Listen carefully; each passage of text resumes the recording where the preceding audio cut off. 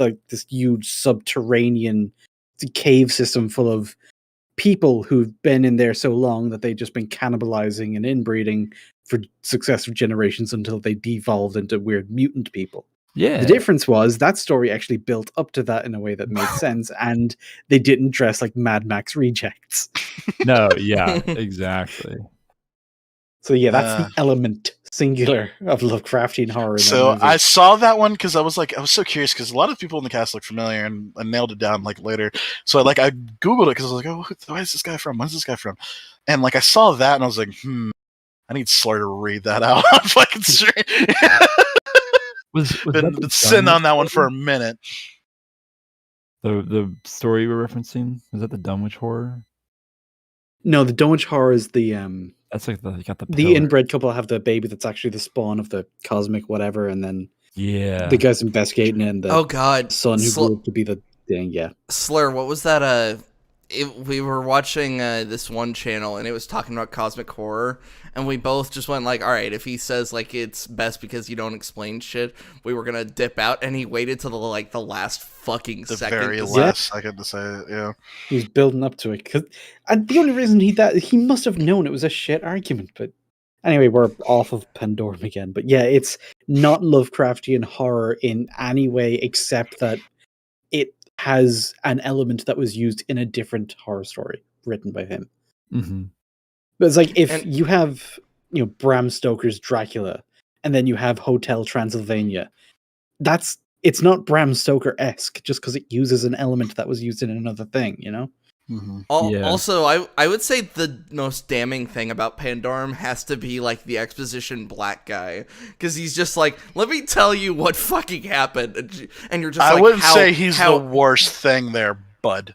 You need to chill, because he's actually a lot of fun, and he's really entertaining. The character is fun, but the purpose he serves is the story, broken. the purpose. Yeah, he serves but is you're claiming broken. that to be the worst thing in the movie. I'm saying, sir, that is a fucking facile argument. There is some bullshit in this movie, and I noticed it from the very jump. And I was actually, because like I said. This may be on me more or less so than Wyatt, but like I said, Wyatt kind of built it up to be like a spiritual successor to Event Horizon. So I was like, oh, cool. This will be more of that.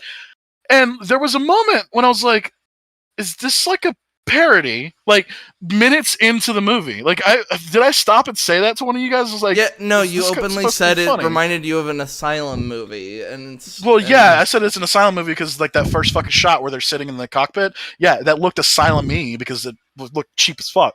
But it's right when they were explaining that if you're in hypersleep for too long, you lose your fucking memory, and they just literally were just saying, I don't know. Yeah, they somehow have their training completely that will never ditch them yet. What's her face couldn't remember her brother names. No, they forgot their fucking names, dude. Yeah, remember, he had to look at a fucking thing to be like, oh yeah, my name is blah, blah, blah, well, hold on, and they said it takes a various amount of time. Remember, the girl said it can take up to months, and it's like, what the fuck? Fuck, dude. Yeah. And it's like you didn't think about writing anything down. You didn't fucking maybe do that and let me look at this tattoo of just random numbers and letters, and I guess I'm just part of the flight crew. Maybe I think. Yeah, I forgot my role. Flight crew with amnesia. Yeah, I forgot my role. Better look at my arm, FL. Better look at my arm. Yeah, that's what it is. So yeah, like you said, the black man's the worst part. It's like, dude, the world building in this movie sucks dick. Well, it's the only reason I kind of am treating that character a bit more harshly is because how even Dennis Quaid goes, how the hell do you know that? Well, he says that to the fucking one dude, he says that to Bauer, but it's weirder that he knows that, despite the fact that that's information he could not have possibly learned. He got into where the passengers were held. He saw your man's wife's tube, and he's like, "Oh, I remember something," and that was it. And then everything else that we know comes from the exposition. Mm-hmm. And the black guy who survived on a diet of people and motor oil, he explains the whole backstory of the ship, and we have no idea how he knows that. Yeah, unless he was part of the original crew and is 900 plus years old. Mm-hmm. Because apparently milk oil is super fucking good for you. Yeah, that's like it's the implication. It's like, yeah, he might actually be like 900 years old because like Dennis Quaid. Wait, was that actually implied? Well, because like Dennis Quaid was like part of the original thing, and like but he put himself back in a tube. Did he? But like for how long? Like that's what I'm saying. But like until now, apparently. Yeah, I guess next to this guy because she's gonna fuck with him. Man. Oh, and then it turns out the movie's a mess. The exposition dump about the mental disorder of like Pandorum literally just comes out of fucking nowhere. Yeah, he just you know about Pandorum? Like, why would you remind me about Pandorum? Yeah, the worst disaster in space flight history. Pandorum. Well, they abandoned everybody to the icy cold of space. It's like, oh, what the shit? Where did this come from? Why are you saying this? Is that going to become relevant at some point later on, Captain? Is it? No. No. It's just trivia. It's just trivia. I think that's what he says, isn't it? Like something stupid like that? It's some kind of hand-wavy bullshit because they couldn't actually contrive a reason for him to deliver that. You want to talk about hand-wavy? Well, let's talk about that let's talk about that protein enzyme that it like fucking allows the fucking people to mutate. Didn't need at all. Evolution. Okay, so the evolution, and it's so we could have survived on Tanis, which is like a better world than Earth. Yet we need to adapt to it. Yeah. See, the world building is fucking trash, man. It's bad. It is terrible, and I love world building and sci-fi shit. So it's like, especially after coming off of Event Horizon, which was like shockingly like amazing at like everything that it was doing. You know what I mean? Like the characters are really well done. Like the science is actually pretty well described, and it's also kind of weird because it's like, did they even know that this was like, quote unquote, somewhat correct back then, kind of deal? You know what I mean? It's a weird thing to say. Yeah, 97, but like it's one of those things where it's like, did they have like actual scientists like on board to actually like talk about like all the crazy shit? The theories were around back then. It's just as time went on, we got more and more confirmation for some theories more than others. Mm-hmm. That's true. But I'm saying like usually that's like that's like a level of detail that's usually never like shown. It's really cool. Like I said, I loved it. I saw that clip before I saw the movie. Like them explaining the like the way like the space folds in half, and that's how you go from one point to another. I used to think that the little emergency power like hand cranks next to the stations, I used to think that's a cool idea, but then I realized the sensors of that monitor should not be able to tell what's outside of that room. Because say the station has power, a lot of other things would require power for it to like communicate information to. So you're telling me like every computer is advanced enough that it can talk about sensors on the other side of the ship? Also, Homeboy straight up fucking falls like 40 feet and he breaks that fall with his neck. Like, I remember like actually going, did that happen? Because he's like, I'm vertical. It's literally like a Wile E. Coyote moment where he's just like, wait a second, gravity should be fucking with me right now. No, yeah, and he then says he falls. He says he's at an angle because he realizes his sweat isn't like just going straight down, and then like what looks like a 45-degree angle that he just stops with his neck, and it's like, and like I said, it was like legit, like this was said. This is why I was like, this is like a parody, I think, because like. Yeah, he fucking just like Wile E. Coyote realizes that he's supposed to fall down, and then he falls down, and we can't quite tell how far it was. Dude, he fell for a good second. Like it doesn't take a lot to fucking fall, and if you fall on your neck, if you fall on your neck from your body height, you will die. Yeah, that's the thing. He fell for a couple seconds, and bam, right on the fucking side of his head, which right on his neck up. Right on his face, and they played it like it was kind of like, oh! They didn't play it like it was kind of, like serious, but it's like, no, he should be fucking dead now. His fucking neck is like in pieces. And he falls a couple times in this fucking movie as well, so plot armor the wazoo there. Oh yeah, no, people are a lot more, it just depends on what is happening. Their durability varies. But they adapted to it because of the fucking enzymes or whatever. Because when they fight that one monster, when they fight that one monster, they're getting thrown around but it's like then the black guy stabs the lady with the little knife thing, and she's like, oh. So what? Okay. So this guy who's like using his super strength, like you're not fucking hurt. You're just winded. You're like, oh, that knocked the wind out of me. I'll just wrap that up real quick. Yeah, like it lowered hit points on like a health bar, but didn't do any like actual damage. No, yeah, when he stabbed her, I was expecting some sort of like Riddick-esque speech about like the blade is in your fourth and fifth rib, and if you remove it, it'll kill you. Yeah, it just wrapped it up, and it was like, oh yeah, it's fine. It's fine. Just fucking give it some kisses, and it's fun. It's all good. No, did you see in the background? We saw her wrap it up, and it's just like bullshit. Did you yank it out? I was like, that's not where you keep your knife, silly. Silly goose. It was the enzymes. It was oh my god! Yeah, it made it so we could adapt to the ship. Don't worry about it. Shit's so stupid. Like so much dumb shit. It's just a cavalcade of bullshit. Are we allowed to? Could we talk about Norman Reedus's 5 minutes of star power? Yeah, he wanted to pay.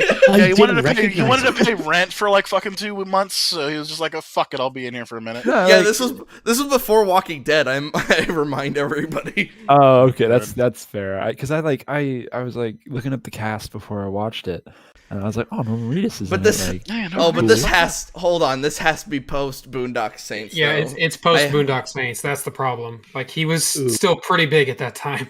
That's insane. He was in Blade too, wasn't he?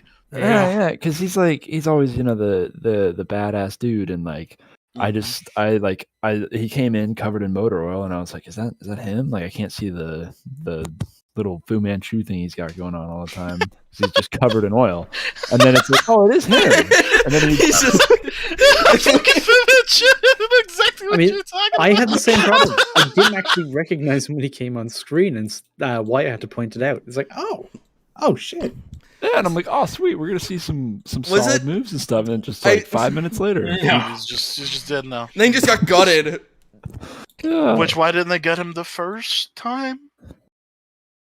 So I wondered if that was a trap set up by the lady, or if that was something that the monster set up. We are not. We have no idea. They didn't. Yeah, for the first half of the movie, you just find new NPCs trapped in wires. It's really weird.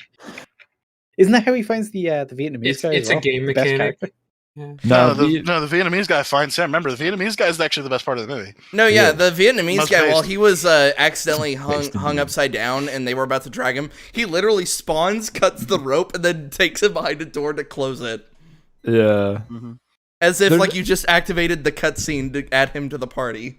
And there's so many moments in there like they're like, oh, we have like a serious power problem. Then it's like, oh, this door works fine like right now, right when we need it. And then just random doors work perfectly. Like, no, don't you get it? It works off the Five Nights at Freddy's logic. You have to have power to keep it closed. Oh yeah.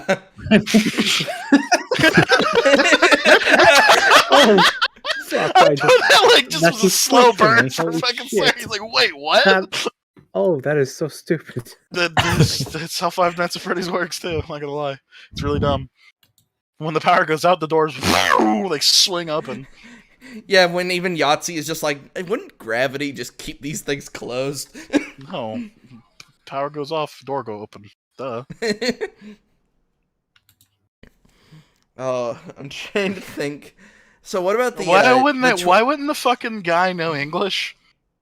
Why wouldn't he have like some kind of translation thing? Oh no, yeah. Considering that, this is I was $1 billion thinking about fucking that. years in the future. We already kind of have Babelfishes now. No, like, yeah. Keep in mind. No, we already have international space stations. Hold on, it gets worse because hold on. These people were supposed to like if Dennis Quaid didn't go nuts and everybody is working their shifts. These people are supposed to run into each other because flight crew is which apparently flight crew is both the bridge, engineering, navigation's part of the bridge. So,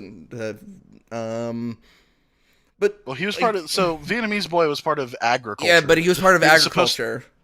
He's supposed to basically be working but after the fucking the point land, basically. The point I'm trying to make is that depending on who's just supposed to be working around the ship, these people might interact with each other, so they should be able to speak the same fucking language. Well, no, then the thing is, you gotta remember, this is an arc ship. They need to interact with each other when they fucking start, like, developing the planet. Yes. Homeboy works in agriculture. He needs to be able to tell people, hey, man, fucking harvest is kind of fucked up. Goddamn winter's kicking our asses. He's got to be able to tell people shit. He has to talk to them. And this is actually something that came up in a different, in a Facebook discussion.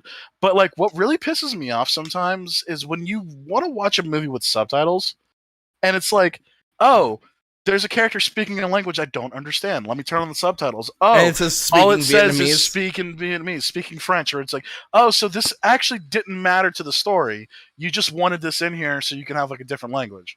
Usually they do that to cover up some sort of twist or whatever. Like they'll have them speaking a language because our viewpoint character doesn't understand what the character is saying in the foreign language, so we as the audience don't get to understand either. I'm actually going to look up on my other monitor. There's something that this character has. There's no way they wouldn't know this thing this entire time, but you can't have them tell the main character. Mm-hmm. So there has to be a barrier there. I mean, I watch more of like fucking action movies and shit like that, and that never really comes up. It's just characters speak Spanish. The only time it really like doesn't really matter that much is like in Predator, where it's like, oh, they're speaking like Russian and shit like that. Like all you need to know is that they're speaking Russian, so they're not fucking South American. Oh, fuck off. I even looked up on IMDb because I found like some quotes. Mm-hmm. And some, like, even in fucking IMDb quotes, is yelling in Vietnamese. It's like, okay, I was hoping somebody would eventually translate this. Oh my god. Oh, did you see some of the reviews for this? Oh. They're special. I have not. I was looking at them before I was coming onto the call. Has potential to become a classic in the future. 8 out of 10. I don't know about that. Classic in the future. A surprisingly great sci-fi with potential to become a classic. The claustrophobic and complex story recalls The Descent in at least 2 scenes. But it is original and very well developed. Hold on, I'm still just over here thinking that it's really weird how no one's translated what this guy might have said. Shit. Like nobody fucking cares about this movie. They literally can't be asked. Yeah.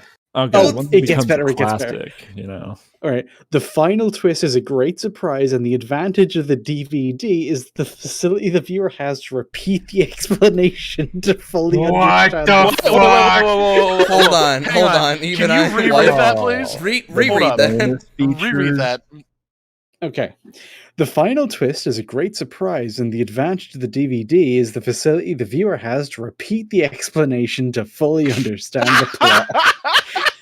The only imbecile scene is when Nadja holds Man in the moment that he's going to kill a creature, telling that it is a child. My vote is 8. That's how the fucking review. What the fuck? What the fuck was that? Just listen. Hey, if somehow you hear us talking about it, just stop. Just stop. Don't fucking review movies, please. You're like hindering everybody else's enjoyment. You shouldn't be here. Possibly because you probably can't speak English, because that's what that review sounded like. That English is like your third language. It's the fucking scene from Billy Madison where he's like, we're all dumber for having listened to your answer. I award you no points, and may God have mercy on your soul. Please go lick a barrel. I did. Oh, go ahead. No, go ahead. I was actually just about to make the joke from Billy Madison. Well, a simple no would have sufficed. I did like the. I did like I guess I did like the twist in the ending. I thought that was. Oh no! I thought it was all right. Hang on, No. hold up. Nice Shyamalan, but it's Hang on, like, I'll stand with you. What are you specifically talking about? the introduction of, I don't even remember his name, but like the short blonde haired dude that's just like Okay. So you're talking about Dennis Quaid being crazy? Yeah. I liked that. Okay. I did not like, and I thought it was pretty fucking dumb, where they're just like, it was like, yeah, the ship flies real well, but she don't float too good. And it's just like they're on the bottom of the ocean because they couldn't. Okay, see, that's the one I think myself some and sort Ninja of were landing reacting to, device. because that twist was. Honestly, I said this after we finished the film, but the idea that not just Earth blew up, but all of the stars were erased as well, just complete mystery that didn't make any sense to the characters, was unironically better as an explanation. Just leave it completely open-ended, because having it be something that stupid just makes the entire thing seem so pointless. Yeah, no, and they clearly just wanted the ship to be underwater so they could do like more Noah's Ark comparisons, like when they when everybody ejects out of the pods. Like some Ridley Scott, okay. Somebody literally, like, I think it was because even though the cover's up, behind the cover there's the Exploring Pandorum by Good Bad Flicks. I remember he said that it's like it showed the clip of Dennis Quaid being washed, like they'll be taken by the current, and he talked about like the evil being washed away. Oh my god, that's so pretentious. My themes. Oh, so good. My calls on. So meaningful, don't go guys, to because fucking they film made an school, allusion guys. to a thing that's meaningful. Do you not get it? Here's the thing, but how did I would rather suffer through years of found footage bullshit than anyone else, replicates this film school nonsense of like, but the blue curtains symbolize the fucking sadness. Oh yeah, like he also Good Bad Flicks also goes into the the lighting themes, how like, yellow means you're in the clear, blue means Pandorum. No, it just means they had fucking low budget and certain lights, certain shots, okay? Shh, that's not the thing. It's okay. I know. God, it hurts. My themes. Oh, man. Maybe the curtains were just fucking blue, okay?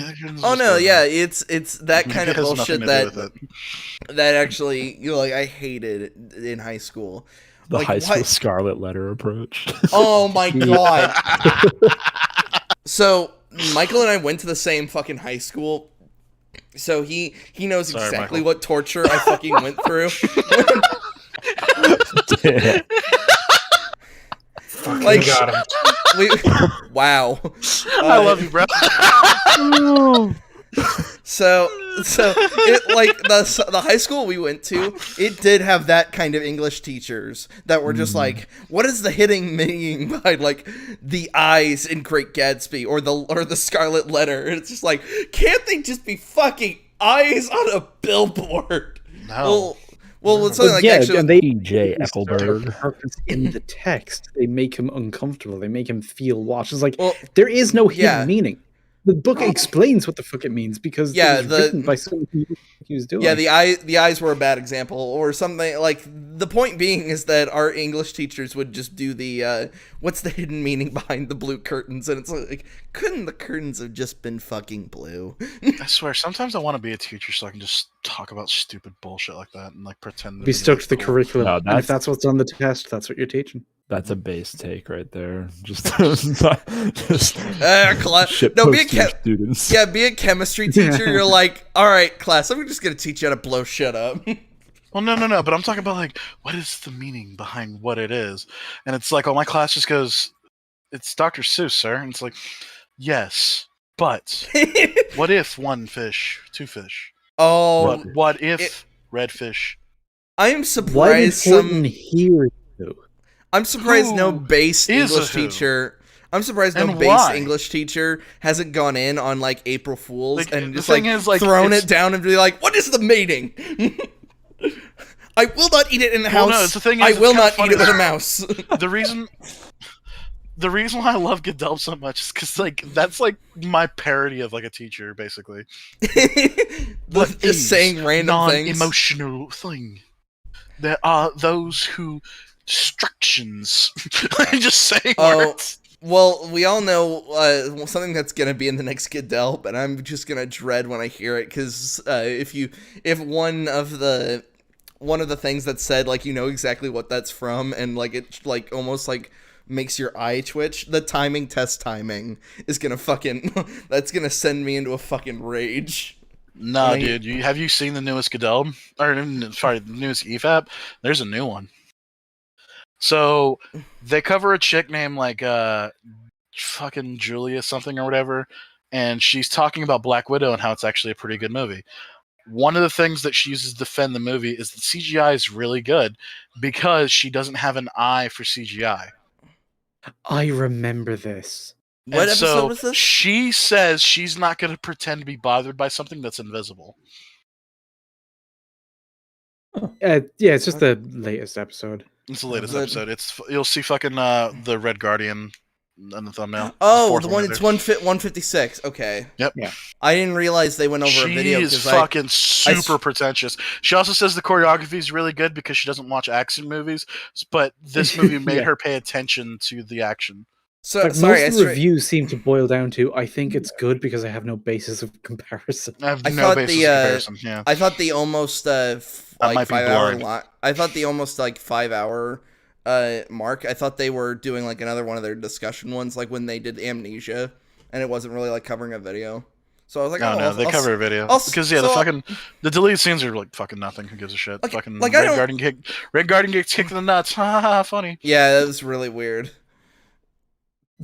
Because I saw the deleted scenes by themselves. It's like, oh, it's just to further humiliate Red Guardian. Yeah, because he's a man. So fucking weird. And it's so funny because like Julia shows a bunch of fucking scenes from the movie. She's like, I love what's the fucking bitch's name? Who's the new not Black Widow? Oh, fuck me. Her acting is god awful. Like legendary. Elena? Yes. Elena, like, thank you. And like Francis Pugh. Like she just fucking deadpans everything. And a lot of people are praising her acting, but they're praising one scene. That's literally not acting. They're praising one scene, and it's the scene like, my family was all fake. Like that's the one scene they're talking about. No, she specifically fucking talks about the scene where she's like, I just haven't had free will never, so this is all new to me. And then she just goes on a full tear. It's like, don't you see what it means? She's like, it's so deep and just depressing. It's like, dude, she like didn't emote. Like she just admitted she's just now had free will, and she's just like, you don't know what it means. Oh, and then god, nothing's worse than when they're in the helicopter and they're trying to describe the surgery. They're just like, oh, we don't have ovaries. They cut everything out, and then the guy's just like, I get it. I get it. I am Russian. Oh god. Anyway, we're actually supposed to be talking about Black Widow, right? No. But I just wanted to talk about that thing because it's bothered the fuck out of me. It's like, yeah, I don't want to pretend something invisible to me is going to bother me, and that's when I left a comment in the EFAP. Hey, Julie, there's a sniper a mile away with a gun trained on you. She's like, well, that's just like your opinion. Oh my god. So, to bring it back to Pandorum, there is somebody that believes that it is a hidden sci-fi gem. Bro, come on. Because of course definitely hidden. That's for sure. Just buried 6 feet under. It's like where it should be. Yeah, we don't want to talk about this. I think they're confusing gems and truffles. So let's get into it. Do it. There's a lot of nostalgia and love for 80s and 90s B-movies. Movies which seem like the perfect combination of cheesiness, action, horror, and just general fun. However, there's a trend in some recent low-budget movies today to try... I was actually about to bring that up. Ninja, Borg. you've actually seen Tusk, so... I have as well. It's not good. That bad? It's really It's better than Yoga Hosers. I mean, so is getting hit in the head. Oh my god! That kind of film. Wow, so Slayer's just like, oh, I either have to watch Tusk or be fucking tortured. Get hit in the head. Please fucking get just in the torture head. me. And it's like, fuck it. I mean, we just presents Ed right here, sir. Please make it hard enough so Honestly, I don't have it'd to be feel over it. faster. No, yeah, he turns into Squidward true. right here. Right here. That's what I was doing. Right here, sir. And recreate these kinds of movies, but in doing so kind of miss the point. These older schlocky films weren't trying to be funny or self-aware, they always took themselves seriously, and a lot of the time were generally very well made films. Pause for a sec, because that is actually something That's fair. a lot of more modern schlocky movies get wrong, where they try to be funny on purpose and just end up being cringe. Where the whole reason any of this works in the first place is because at least someone has to be taking it seriously so that everybody else can laugh at it. Exactly. It's like they do like a serious voice line, but it just comes off as like half baked, and it's like it's funny because It's the Sharknado thing. It's like, whoa, look how fucking ridiculous this is. It's like, well, if you're in on the joke, it's not even a joke. Yeah, I would argue one of the reasons I love the shit out of The Naked Gun is like, especially the scene where they're passing the bribe back and forth, is because they are both playing that scene as serious as they can make it. Like to them, it's like, yeah, I'll give you the 20. It's dead serious, yeah. Why should I tell you? Can you spot me 20? Sure. How about now? All righty. Yeah, to them, it's a like this is a serious interrogation. I mean, that's just deadpan comedy. That's how it works. Yeah, if you do it any other way, it just comes off weird. No, Leslie Nelson's a fucking god at that shit. I was going to say, I'm convinced the blooper doesn't exist with him because that's just how he is. Yeah, if you think Naked Gun was good, you should really watch Police Squad, which was basically the creation of Naked precursor. Gun. Yeah. I've seen it a long time ago. I just had I just had Naked Gun like on DVD, so I watched it all the time. Who are you and how'd you get in here? I'm a locksmith, and I'm a locksmith. God damn it. It's kind of funny. I've been like fucking everybody who's like been coming to me like depressed. I was like, hey guys, Naked Gun's like free on YouTube. Just go do that. Yeah, just enjoy. No, just enjoy get yourself. A laugh. Like sometimes you just gotta fucking laugh, even when it's really fucking hard. No, yeah, the intro should be enough to just set anyone off into a laughing fit. Mm-hmm. I better catch none of you guys in my city. Runs right into the fucking door. Oh, I thought you were talking about the police car. Oh, that's also really funny. Or O.J. Simpson's like fucking execution. That always makes me laugh just because my favorite part, like before the shooting, when he kicks the door and his foot just goes through and everybody's like, all right, we got a moment to prepare. And then he comes through the door and he goes, hey, police squad, hands in the air. And one guy drops his gun.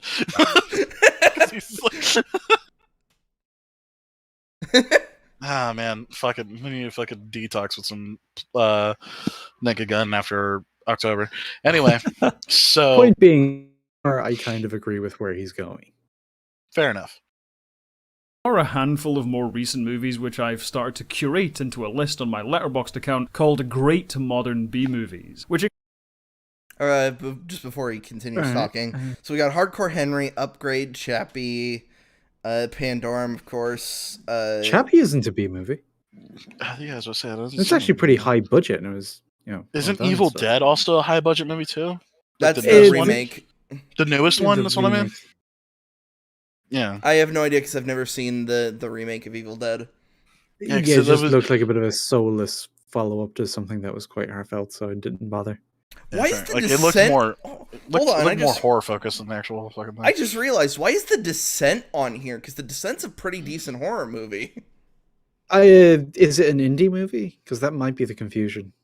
Well, but his definition of a B movie is really fucking weird because we've got a bunch of studio movies. We got Hardcore Henry. Everyone loves a good B movie or schlock, usually from the 80s and 90s.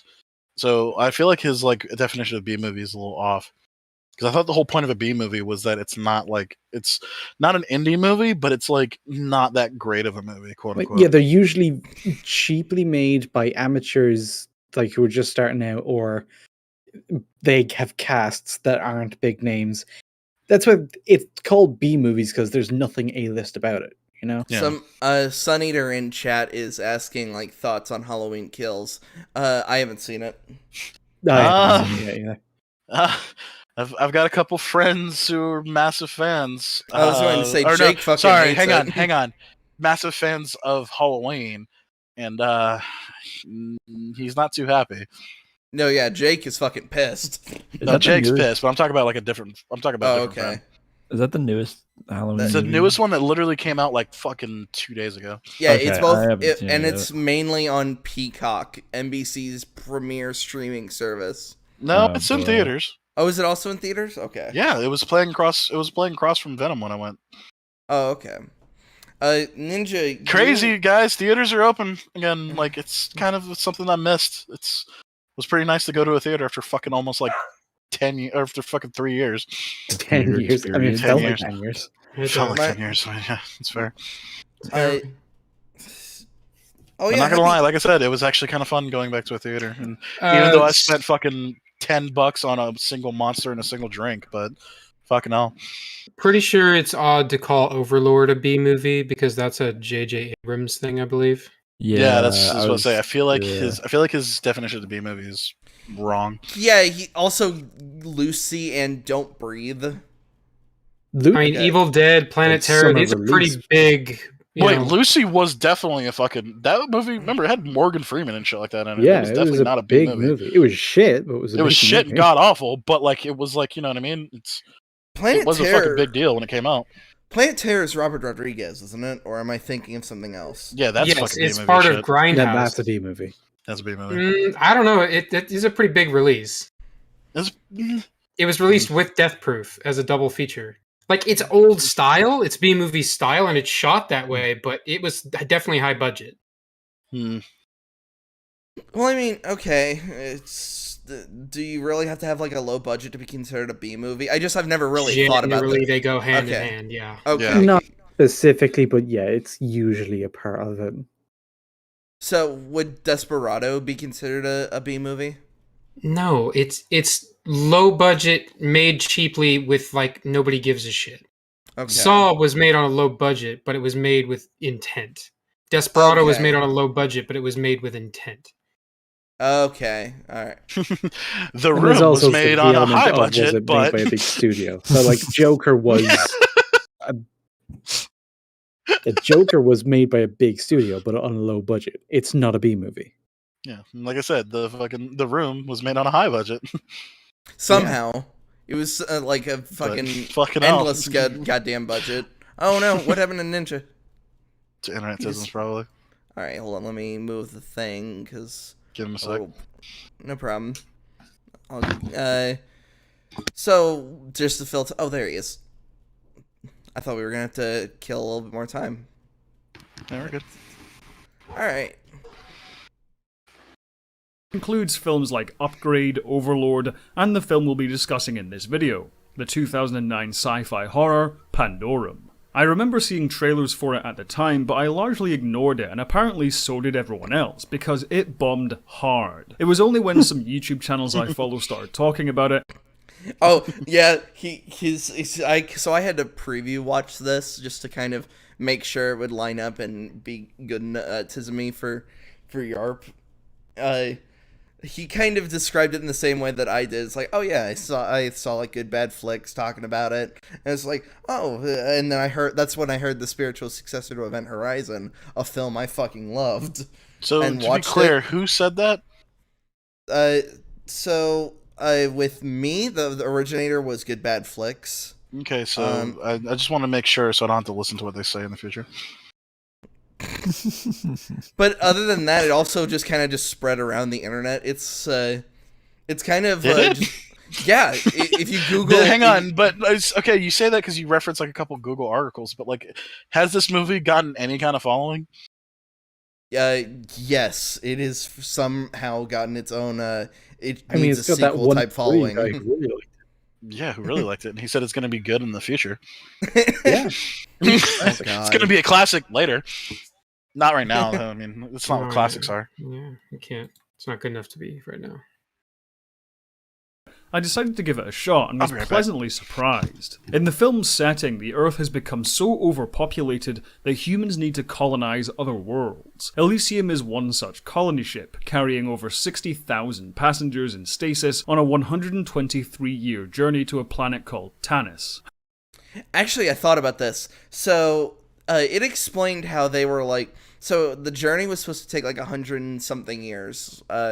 And when they finally get to Tanis, it's year 913 on Yeah, their they own were there much longer than they had planned to be. So I immediately thought, how in the shit do their stasis pods have enough whatever the shit that is keeping them alive? Well, it almost didn't. Remember, everybody relevant to the plot wakes up on the day that the reactor's going to go. Yeah. Oh, God. However, a freak power surge wakes up two of the flight crew early, Bauer and Peyton, who soon discover the ship's reactor is going critical and on the verge of breach. They also discover the ship... No, one of the characters doesn't realize that until, like, the last, 45 minutes. has been overrun by rampaging, cannibalistic monsters, feeding off the weakest of their own kind, as well as whatever poor passengers accidentally brought out of stasis by the malfunctioning ship. As far as premises go in conjuring up a wealth of action, gore, and horror, Pandorum is fantastic. Okay, he laid out his own criteria there. As far as a premise that gives you a lot of excuses for action and gore, it's fantastic. Technically, yeah. But that doesn't make it good. It's like, as a premise for, I don't know, having gore and a lot of fight scenes, our main cast being kung fu students is fantastic. It has absolutely no bearing on whether it's a good movie. Yeah, like it tags itself as a cosmic horror, and then it's like, but it barely does any cosmic horror shit. Yeah, it's like it's more good of a post-apocalyptic horror, really. Yeah. What, Pandorum? Yeah. I mean, they are just like Mad Max dressed alien, and it has been the apocalypse on Earth. And thing blew up for unexplained reasons. Technically, it is a post-apocalyptic movie. But You're not hold wrong. on, it's not explained why Earth blew up. Like the guy, Captain guy actually says he doesn't know, but then he starts like blaming people for corrupting it and ruining it. It's like, you just said you didn't know what happened. We live in a society, though. I love Dennis Quaid just went, hold on, Dennis Quaid just goes, it's gone. It's gone. Yeah, it's gone. A really good impression. It's actually, it's pretty good. Life eats life. How do you know that? How the hell do you know that, Corporal? No, it's really hard to do a Dennis Quaid impression because for some reason I want to do my Harrison Ford one. Life eats life. They're basically the same person. Pretty much. I haven't seen them in the same room together. Bullshit. It's conspiracy. I love the idea. It's like, yeah, have you seen Dennis Quaid and Harrison Ford in the same room? I think not. Well, it's kind of like the thing where it's like Jason Momoa isn't Jason Momoa. He's actually like a soul transfer of The Rock. Tell me that the line "I dream of cheese" wouldn't have slotted right into this movie. Oh yeah, because I dream of cheese at any point from any character at all. The Vietnamese guy just goes, "I dream of cheese." You know, that's like no, that's the subtitle. Like if I bring in one of my Vietnamese friends and they translate it, they'll be like, "Why the fuck did he say I dream of cheese?" You're like, "Oh, it's all connected." It's like all he says. It's weird. He says that really the entire weird, movie, even when he's fighting that other fucking like boss monster. I kind of before the little baby one cuts him, it's like he dreams of cheese. Well, I actually was curious. Like, so do you actually know somebody that speaks Vietnamese, Max? He lives in Florida, so probably. I mean, yeah. I said probably, but it's like that would probably that would mean that I'd have to get somebody to watch Pandorum. Well, no, I was gonna ask you, if you could just show him that clip and then just ask him what the fuck he's saying. Fans of this movie don't even support the movie. They just fucking like rent it and then illegally copy it. Would you pay for this shit? Well, no, but I'm not a fan. Someone did. It got made. Pandorum has what I like to call a no-frills plot, meaning there is little time dedicated to character development or exploration. Hold on, there's little to no time for character development. It's like, yeah, that's not good. No frills plot. How long was this movie? Because it's kind of funny. I just watched fucking Venom. I think it's 100 and something minutes. I just watched Venom with my little sister, and like, it was odd how well paced the movie was. Like, it kind of flew by. But I just remember sitting in the fucking, just watching this fucking movie, and like we were like getting to the point where they were starting to get to the chemical reactors. Like, how much is left of this fucking film? Like, what do we still have to do? And then it's like 20 minutes were left, and we literally all that was left to do was go beat Dennis Quaid. The true final boss. You go, that you play the Dead Space remake, and Dennis Quaid's just there. He's like, God damn it! You gotta fight me, Isaac. You robbed us of watching that Dead Space movie for this shit. Little time dedicated to character development or exploration of any significant drama. Instead, the plot is almost entirely focused on its high concept. In this case, the main character is getting from point A to point B. A high concept.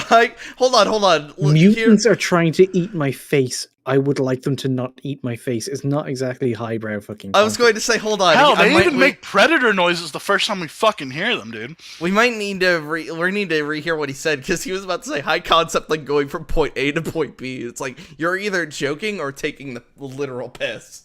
Entirely focused on its high concept. In this case, the main character is getting from point A to point B and trying not to die. Now, in a That's super high concept, didn't you know? Okay, so he was being sarcastic. That's alright. Alright. A lot of movies this doesn't work, but in Pandorum it does thanks to a breakneck pace and razor-sharp direction, which makes the no-frills experience intense. Okay, so... No. So, direction? No. And the pace means that we don't really notice or care that there's no character or plot. I want to do a thought experiment. Hey, Dr. Mike. Yeah. What was Bauer's motivation throughout the movie? Oh boy. Like, which one was Bauer? Because he's the main character. Protagonist. He's the main character. Oh yeah, we're off to a bad start there. Like saying, like, which one is he? Yeah, I was like, is that the captain or the guy the captain thought he was looking at? No, it's like, okay. So from the second he starts getting his memory back, what did he want to do? What was his goal? Reset the reactor? No. That came later. Yeah, that was when he was about to be eaten, and he's like, "Wait, hang on, I hear the reactor. It's going to blow up. Oh no, you can't eat me. The graviton save the day." Yeah, the graviton vibrations.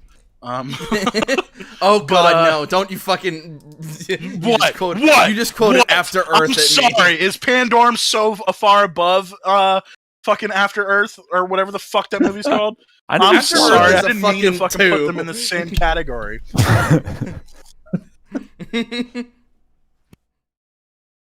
Young and fearless. Oh god. It's probably because like After Earth is just nonsense from like second one. Don't you dare! I was asking if there was a parody from the minute one. When nothing was happening, though. That's why I was irritated when you said that. There was plenty of shit happening. Are you fucking kidding me? We were panning around the ship when you legit said, "Is this made by the Asylum?" And it's like, nothing has happened yet. No, yeah, that by the time he asked if it was a parody, we had already gotten Bauer and Captain Guy talking to each other. Yeah. Asking if it's an Asylum movie isn't a parody, because Asylum... Well, they tried to make parodies, but they fail. Yeah. Well, no, they tried to make serious movies. They just happen to be parodies. But no, because it looked cheap as fuck. I actually thought it was an Asylum movie. So like, oh, so this is them trying to like do good. What was the budget? Let me. Oh my god! It's gonna end up being something weird and disgusting, isn't it? Budget $33 million. Okay, that almost sounds reasonable. Oh, it actually had half of Event Horizon's budget. Wait, and it's still bombed? Holy shit! Nobody fucking saw this. I want you to look up the budget for the first Saw movie. Oh god! So this is interesting because I haven't seen this. Saw budget. You haven't seen Saw? No, I have not seen Saw. The budget. Wait, you haven't seen the movie? No, I haven't. No, he played the game. Remember? No, I'm sorry. He watched somebody else play the game. Like Blood and Iron or whatever the it had a budget of $1.2 million. But so didn't absolutely fuck off. You can't have quality from a low budget. Hold on, even bigger. Fucking Robert Rodriguez made Mariachi with like a budget of $7,000. Yeah, no one cares about those flicks. We're talking about horror shit. Hold on, a lot Make of references to horror. Well, no, Okay. that can blanket statement can apply to anything. It's Yeah, budget can apply to anything. Budget doesn't equal quality. Mm-hmm. Yeah, I mean, although keeping your budget down is a lot easier when your entire movie happens in a basement. I'm curious. That's true. What was that? It was Sky Captain. Wasn't that just all one room and a bunch of fucking green screen? I don't know what that is. Never. Something. I'm trying to remember something. Sky It Captain. might have been. I don't actually. I was gonna say, remember that don't movie say at you all. haven't seen and then like not even know the title. Well, it's because they made a lot of references to it with the Super Best Friends, like Wooly, like even cosplayed as the Sky Captain. I'm trying. That's why I'm trying to remember. They make a dickload of references. I haven't seen every episode of fucking Simpsons. Oh, I would recommend. I fucking love Simpsons. Oh, specifically classic Simpsons. I actually recently showed River the episodes, like Maggie's first words, and then Maggie Makes 3. Those are really good episodes. Point is, it's all about talent. It's not about budget. Exactly. It's one of those cases where the style itself becomes the substance. The movie's attempt to get you to care about the characters is certainly helped by a solid cast. Ben Foster has always been one of my favourite character actors, no matter what. Okay, so Okay, who I is this seen... man? What else has he been in? Okay, let me He's look been in up a couple Ben. things, actually. Let me look up Ben Foster because I actually have never seen him in fucking anything. He looked familiar. I just didn't know what to place. Ben Foster. I honestly thought he was one of the fucking. I thought he was one of the hobbits for a minute. He does kind of look like a hobbit character. He was in he was the sorcerer character in Warcraft. Oh yeah, he was Medivh. Yeah. I was about to say his name's Medivh, you fucking You uncultured casual. Yeah, what the fuck? You fucking. What's the person's name? Lindsay Ellis. Alice Lindsay, whatever the fuck her name is. Oh my god, he was. Oh, that's right. He played Angel in X-Men, like The Last Stand. Yeah, The Last Stand. I just saw that. Yeah. Okay. Yeah. Because I remember looking at that. I was like, oh yeah, that is him. Sheesh. No, Dad, it's what you want. Jumps out window, flies away. Whoosh. Just take that gif and you cut it off before you see him fly away. It's hilarious. Oh yeah, he just fucking No, Dad, died. it's what you want. They just fucking yeet. So I don't know if you guys caught it earlier. I'll rewind it. He basically went. It is just pure style over substance, and I don't even. Well, yeah, I don't he even said think it's that. or the style or the substance is the style is the substance. Which let's hear it again. What does that mean exactly? Let's hear it again. Pace Means and things. razor-sharp direction, which makes the no-frills experience intense and thrilling. It's one of those cases where the style itself becomes the substance. Or the style itself becomes the substance. The best I can do is there are some animated movies that are fucking gorgeous to look at, even if the plot isn't all that great.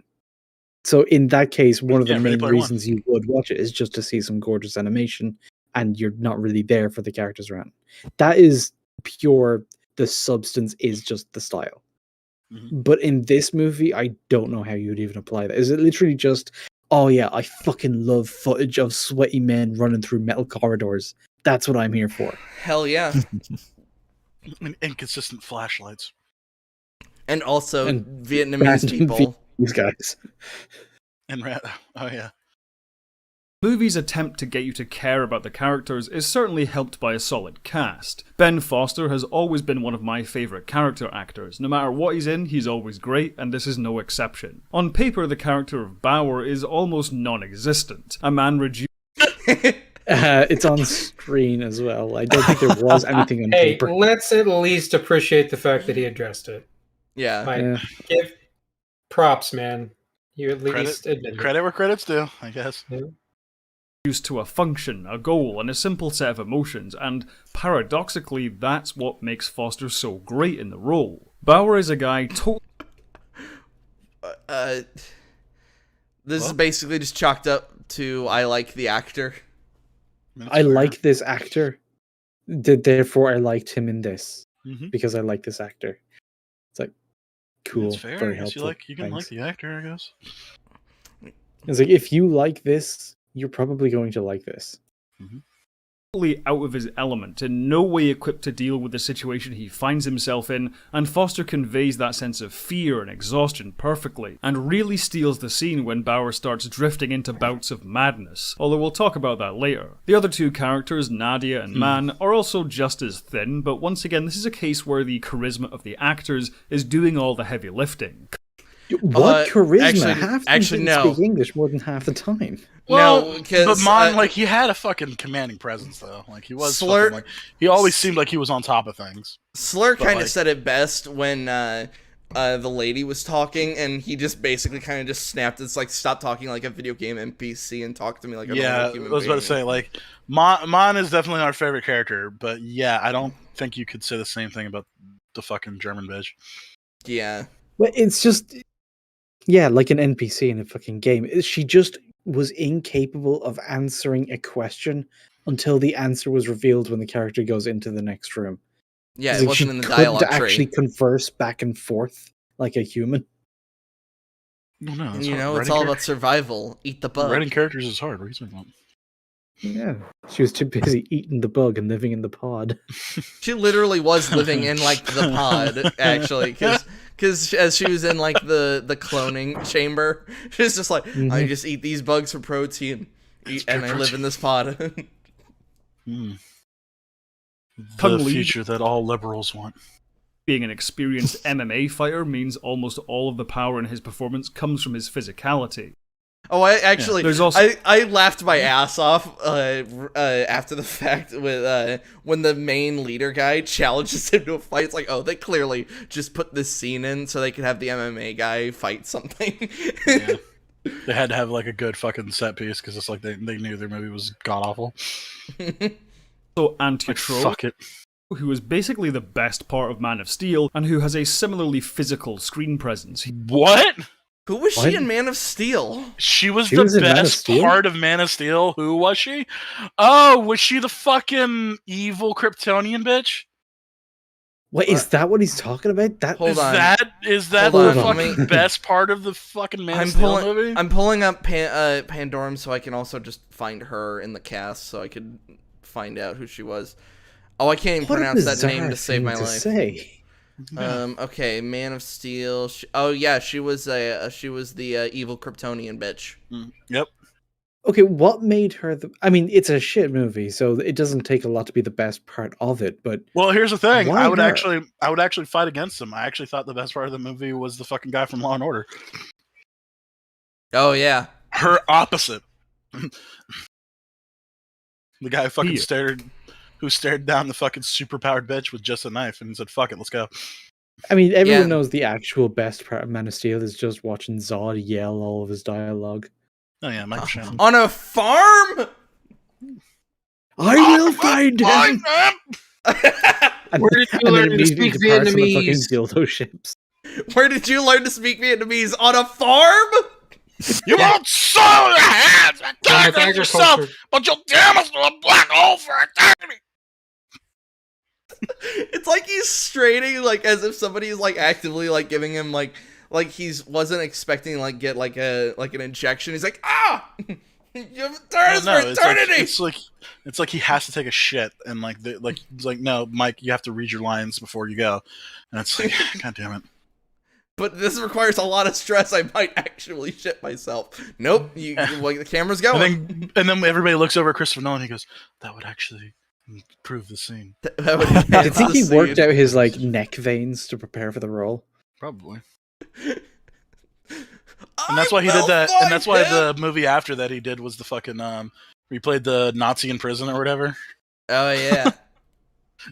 Well, the thing he did you before that remind was me of my father. he He's played good man. a I Fed killed him in Boardwalk with a hammer. Empire, and he was actually really fucking good in that show. Oh yeah, no, Michael Shannon's a great actor. No, Michael Shannon. I actually thought it was really weird because in Knives Out you had a collection of pretty decent actors and just a shit fucking film. Mm-hmm. Yeah, you had Daniel Craig and fucking like Channing Tatum and all that Chris- shit. Like, yeah, there was No, actually yeah, a pretty it fucking had solid Chris- cast in that bitch. It had Chris Evans, Michael Shannon, Jamie Lee Curtis. Oh, not Channing Tatum. My bad. Chris Evans, I meant. Same guy, really. Did I already say Daniel Craig? Well, the thing is, I haven't seen Daniel Craig outside of Bond, other than this one boxing movie where he played a Nazi. Oh, you didn't see Cowboy and Alien? No, why would I see Cowboys? No, because of all fucking films, I'm like, oh, that I don't need to see because I can just guess that it's the shit. fucking Men in Black gun, even though he was a cowboy. Let's go. Yeah. But how wacky is it? It had Harrison Ford in it. And we got a guy famous for playing a character who actually expresses no joy ever. Yeah, none of us have seen No Time to Die, right? I didn't even know it was out, to be honest. I don't think so. I want to see it, but I don't want to go to... It's probably because the only movie theaters nearby are AMC's, so I'm like, oh, I'm not spending like $50 to go see a fucking movie. Yeah, it's kind of weird. Like, now that the movie theaters open, kind of got the fucking bug again. I might actually go fucking see it just for shits and giggles. Yeah. What makes these characters so distinct, though, is that they're also pretty barbaric people. Man survives by hunting and eating the cannibal creatures, and Nadia survives off cloned insects, among other things. Ultimately, the reason you care about these people... Alright, I just wanna point out, he said that eating bugs is pretty barbaric. Just, oh no, that's not very progressive at all. Just wanna point that out. The party might look down upon that. Oh no. Getting pod. Them to survive is basically because they're the best option you have. They're the only thing you can really empathize with, and a big part of why that works is because of how gruesome... Wait, so they're good characters because we have literally no choice. Yeah, that's what you just said. They're good characters because there are no other characters. What the fuck? Bold move, Cotton. Let's see how it plays out. It's like saying it was a good movie because I had fuck all else to watch. It was a good movie because it was a movie. It's a good movie because it was on. It was a good movie because there was literally nothing else to watch. Situation is. Now, while it's true the creatures have a very familiar concept, and admittedly the actual action is pretty by the numbers, there are unique designs among them which make them pretty damn creepy in a lot of scenes. God damn it, of course he fucking points out the kid. Yeah, it's kind of a shortcut. Yeah, it's literally emotional manipulation. One of the freakiest looking things in the movie. Yeah, definitely fucking. It's also one of the worst death scenes. Oh yeah, we all got. We were just like, don't you fucking do it! Don't you spare! And then got his fucking. Mon, you've been so base this entire time. Especially because he's like one of the ones who, of everyone, who he knew better than that. He chased the kid originally. He was ready to fucking rip that kid's head off. How's it taste, motherfucker? The quick editing, while it does ruin some clearly impressively choreographed fight scenes, adds a viciousness to the various chases, which cement the creature. No, it just ruins the fucking chase. No, it just ruins the fucking fight. No, quick cuts don't make things more vicious, because then we can't fucking see it. Yeah, like cutting out frames and stuff. It's like, come on, man. Yeah, but it makes it all so fast, and oh my god, things are happening. It's also fast. I can't see what's happening. Yeah, it's like, man, that's so cool. Yeah, so cool. Yeah, things always look fast when you literally remove frames. So I'm literally just skipping as if I'm a bad YouTube video and just buffering. There's a genuinely Son video. Yeah. Terrifying threat. What I think elevates the aesthetic of Pandorum, though, is an added sense of, for lack of a better word, fleshiness. There are flashes of body horror and general disgust, which add a lot of texture to the set. Oh yeah, the Norman Reedus putting like motor oil all over himself. Like, they're fast. You gotta fucking run. He's covering himself in oil. Yeah, he was moisturizing. I wish I had timed how long Norman Reedus was in the film, because it's like 5 minutes max. It's like no, it's even worse. It's like a minute and a half, because they get in the chase scene and then he almost immediately dies. No, yeah, he goes and he gets in a hiding spot covered in oil, and then you just see like this little silver line snag him, and he's like, "Oh, man's done for." Like, and then they got him. Oh no, you guys are taking away from his performance as the dark, shadowy figure being hanged. Come on. Oh, I figured out what I was gonna reference. It's like you're like you see the cast before, and you're like, here's a bunch of star power, like it's gonna be good. It's like the Belko experiment where it's like, oh, Michael Rooker's in this movie, and he just gets glocked. Like he's the first one to go, and you're like, oh, cool. Now he's not in the movie. Oh, didn't we have that in the Prometheus sequel? James Franco just turns up and is in James Franco is probably one of the worst examples of that. He's not even like in the movie. Yeah, he's behind like a fucking. He's just in a pod. He waves at us and dies, and he just fucking catches on fire. He's in a trailer prologue of Alien Covenant. It is that bad. No, it's not even a trailer. It's a fucking YouTube video. They're like, "Oh, we decided not to cut this in the movie because we're a fucking bunch of goddamn people of mentally handicapped abilities." Nice catch. It comes out sometimes, man. I can't help it. Like, it is what it is. It's fucking stupid. I can't deal with it. It's so dumb. Susan, Why the he fuck didn't would you mean cut it. that out? Like, what the fuck? It's so stupid. Oh yeah, we also have a bunch of like scenes on an iPad of James Franco going, "Yeah, oh yeah." There's like literally James one Franco, scene. I'm on a mountain. I'm in this movie. Yeah, it's not even like for the movie. It's just his actual holiday footage because that's what he was doing instead of filming this shit.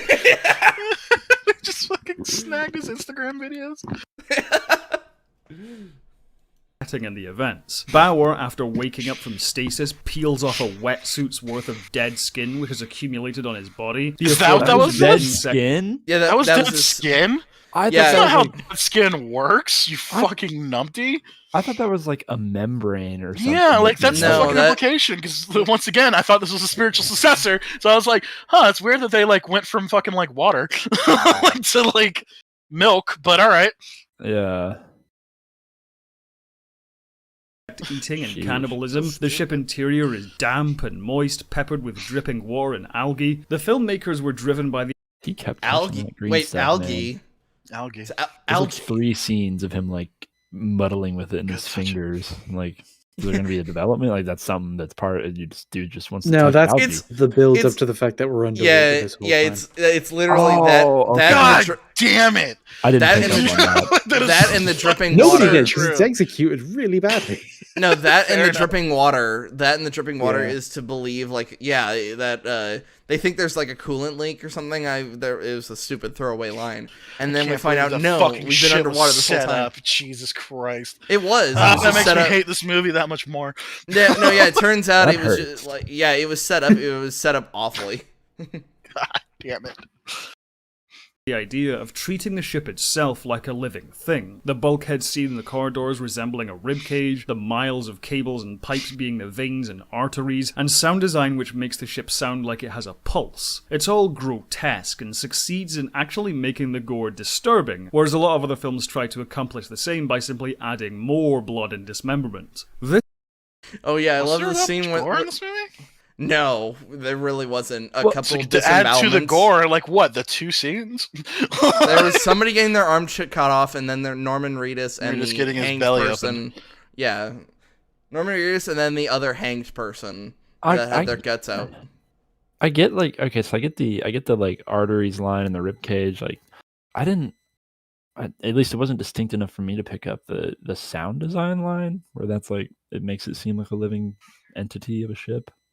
It's that same thing of like they take away from like Alien when they go inside the ship. It's like, oh, it's like the hallways of the space jockey ship are like blood vessels and shit. It's like, all right.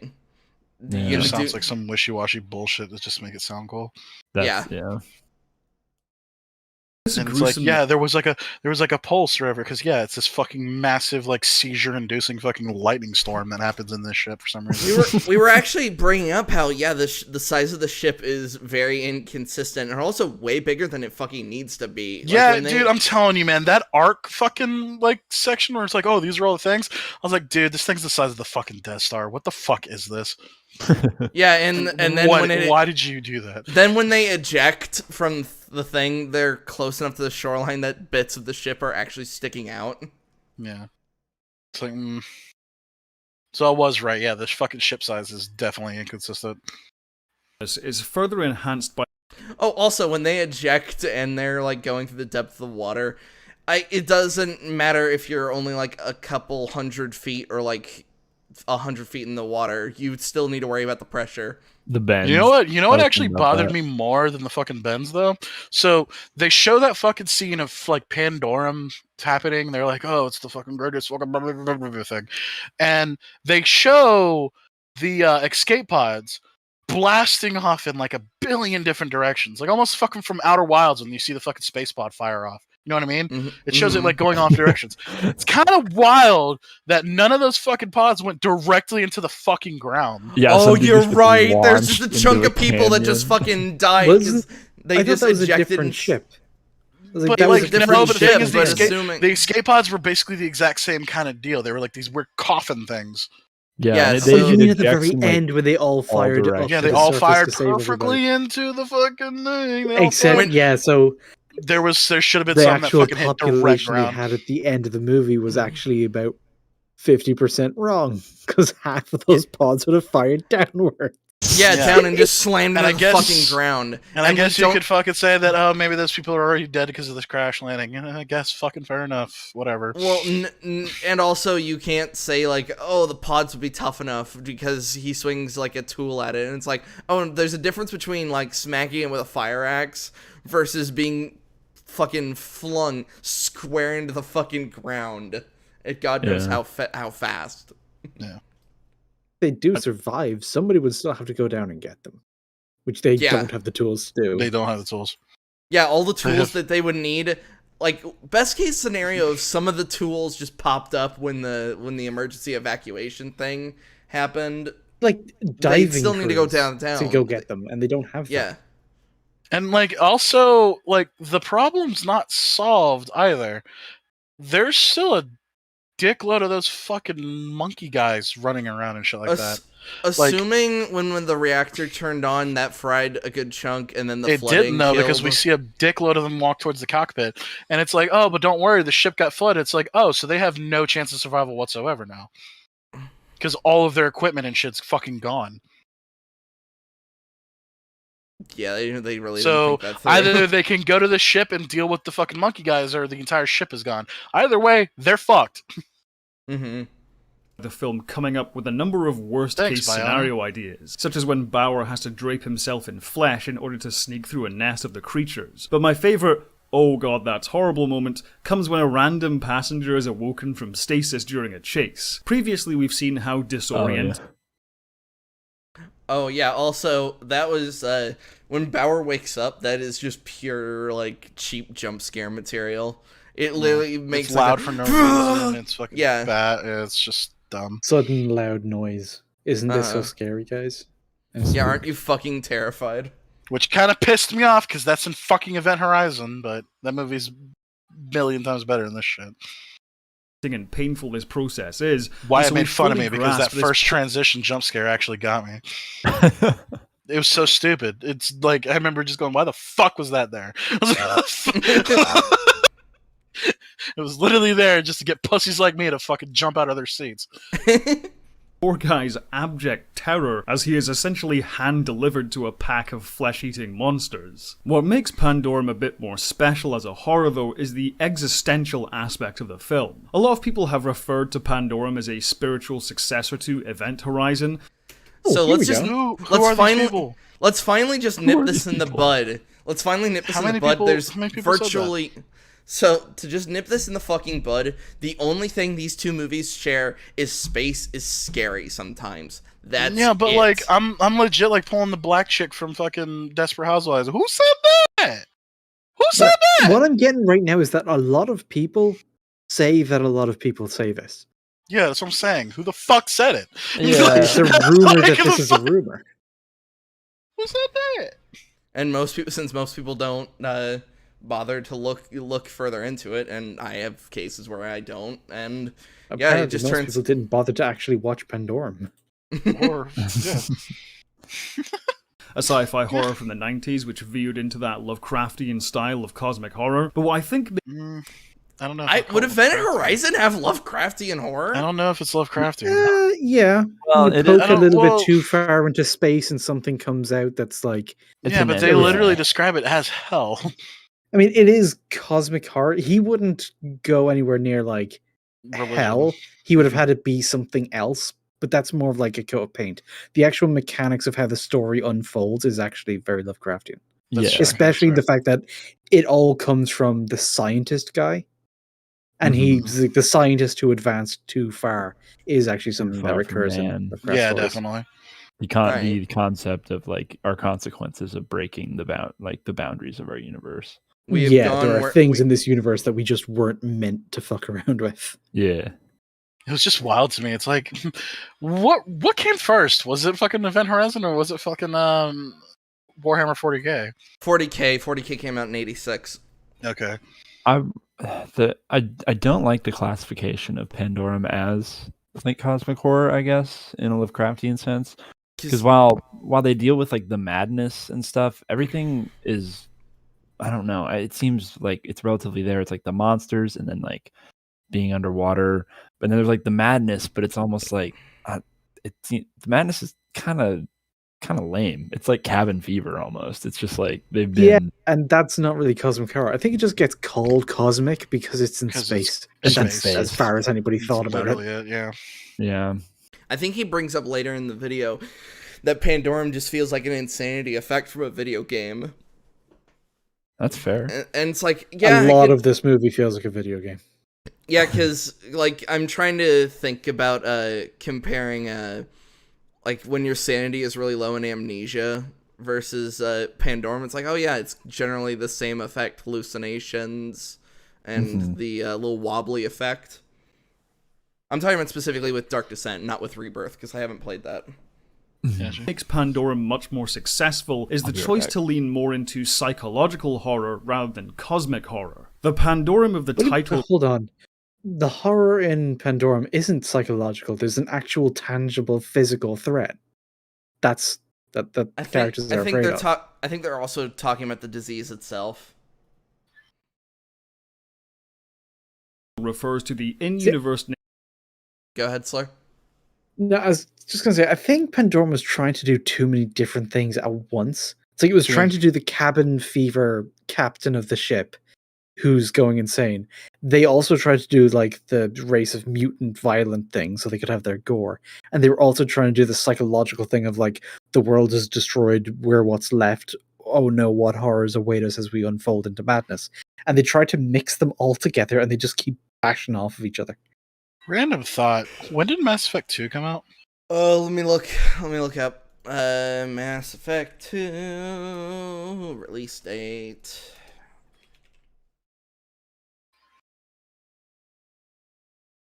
Loading. 2010, January. And there's Pandorum, a somewhat similar concept in Mass Effect 2 of Jacob's dad. Any of you play Mass Effect 2? Yes, when they ate so much of the fruit that was on the planet that they were slowly kind of No, it's not themselves. that. No, it's not that. It's the fact that Jacob's dad takes over as king. Oh yeah, you're talking specifically about his dad, not the entire situation with the crew. Well, I mean, that's what the whole thing was about. They're running out of food, so that's when he decided to activate the beacon. He was tired of being fucking king of the fucking monkeys for a while. Right. And all of his security bots are starting to break down too, because it's been like fucking 30 years. Mm-hmm. Mass Effect 2 is a great game. Mass Effect 2 is great, but my favorite. Like, I was kind of hoping it's like, did they steal something from Mass Effect 2? And it's like, oh no, did Mass Effect 2 watch Pandorum? I mean, neither of them had to have seen the other thing because it's something that's been done many times before. Originally, it would have been set on a ship that had lost its way, and the captain is going slowly insane, and the horror of that is, especially back in the day, if you were a crewmate on a ship, it's like your captain was your god. It's like they were so fucking powerful. So if the idea of your captain going insane was a horror story, and it was a common one. Also, Pandorum came out like late 2009, and name for it's actually newer than it looks. Cosmic horror. The Pandorum of the title refers to the in-universe name for essentially space madness. The idea that after... Well, no, it's a nickname because it's... I'm trying to remember the actual... because they say it multiple times. You don't have to. It's fine. Yeah, We no, get they the- have a scientific get- name for it in the thing, but like we get it. Like doesn't matter. he's not off. It's just fucking space madness. Who fucking cares? After a while, staring into the abyss or being trapped in an enclosed space simply snaps some people's minds and is something every space traveler is at risk of succumbing to. This idea that space travel is inherently hostile to human beings in some ways echoes themes touched on in literature like Scanners Live in Vain. I've never read this fucking book. Neither. Well, let's hope that, because this seems like a thing that probably hasn't been read by a lot of people. Let's see if he goes into it. Is what makes Pandorum so memorable. Nope. Immediate. Well, hang on. The situation our characters find themselves in is just so desperate, and the fast-paced, no-frills plot making it so intense. We as an Okay, audience... this is like the third or He- fourth he- time he's he- commented on the pace being fast, and that's It's like Also- why it's good. I know you're lying. Also, he literally just referenced book without going into detail. He's like, hey, I read this book. Yeah, Yeah, I read a it's book like this once. and just assumes you know what that means. And it's like, That's what was literally the a fucking- Goodell thing. It's what was it fucking this called? reminds me of Karl Marx. Scanners Live in Vain. When did this book come out? Look like it's from like the 80s or something. It's written by That's this why- YouTuber. What the fuck? Yeah. Wait, what? What was that? It was when we were Coordinator. what was it when it was Blade Runner 2049, that one guy just kept referencing this anthropologist so much that we were just like, I'm assuming this guy yeah, is he just just that. kept using their quotes on a paper that wasn't even about the movie or anything, and that just made it most of the script of his video. It was Mhm. very So strange. Yeah, it's one of those things where it's like, oh, these aren't actually your points. Scanners Live in Vain is a short story that came out in January of 1950. So it's basically one of those pulps you would have fucking picked up at the newspaper stand. Hmm. Borderline irrelevant.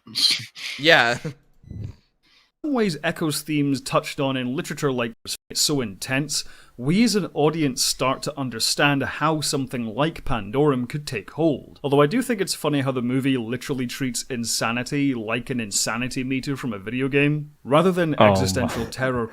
Yeah, that's what I was talking about. Yeah, that is funny. Yeah. I'll give him that one.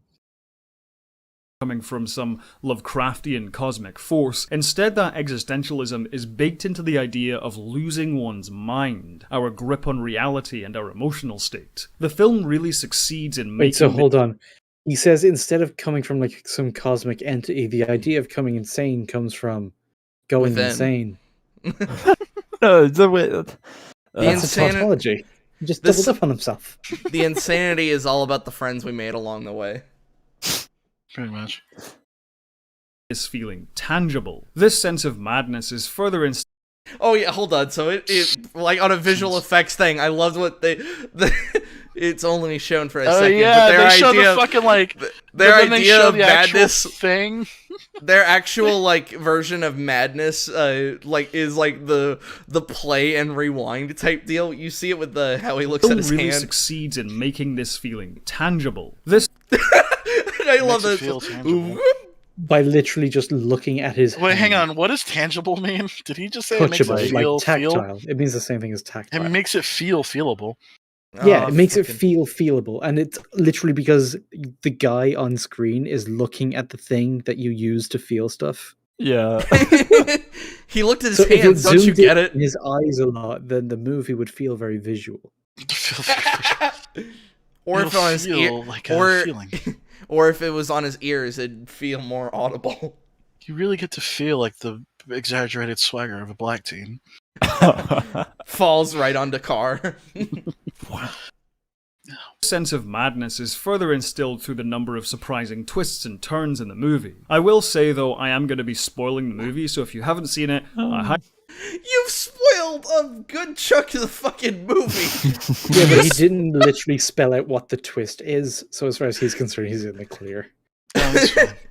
Legal loophole and all that. I like how he spoiled one of the, like, what most people would, not even most people, what somebody would say would be the tensest moment of the movie, where he's, like, covered in all the stuff and is crawling through.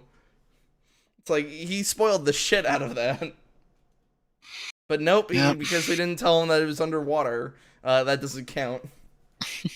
Highly recommend it. Skip to this timestamp if you don't want it spoiled for you. Pandorum would already have been solid thanks to its monster fights and chases, etc., but Pandorum has more to offer.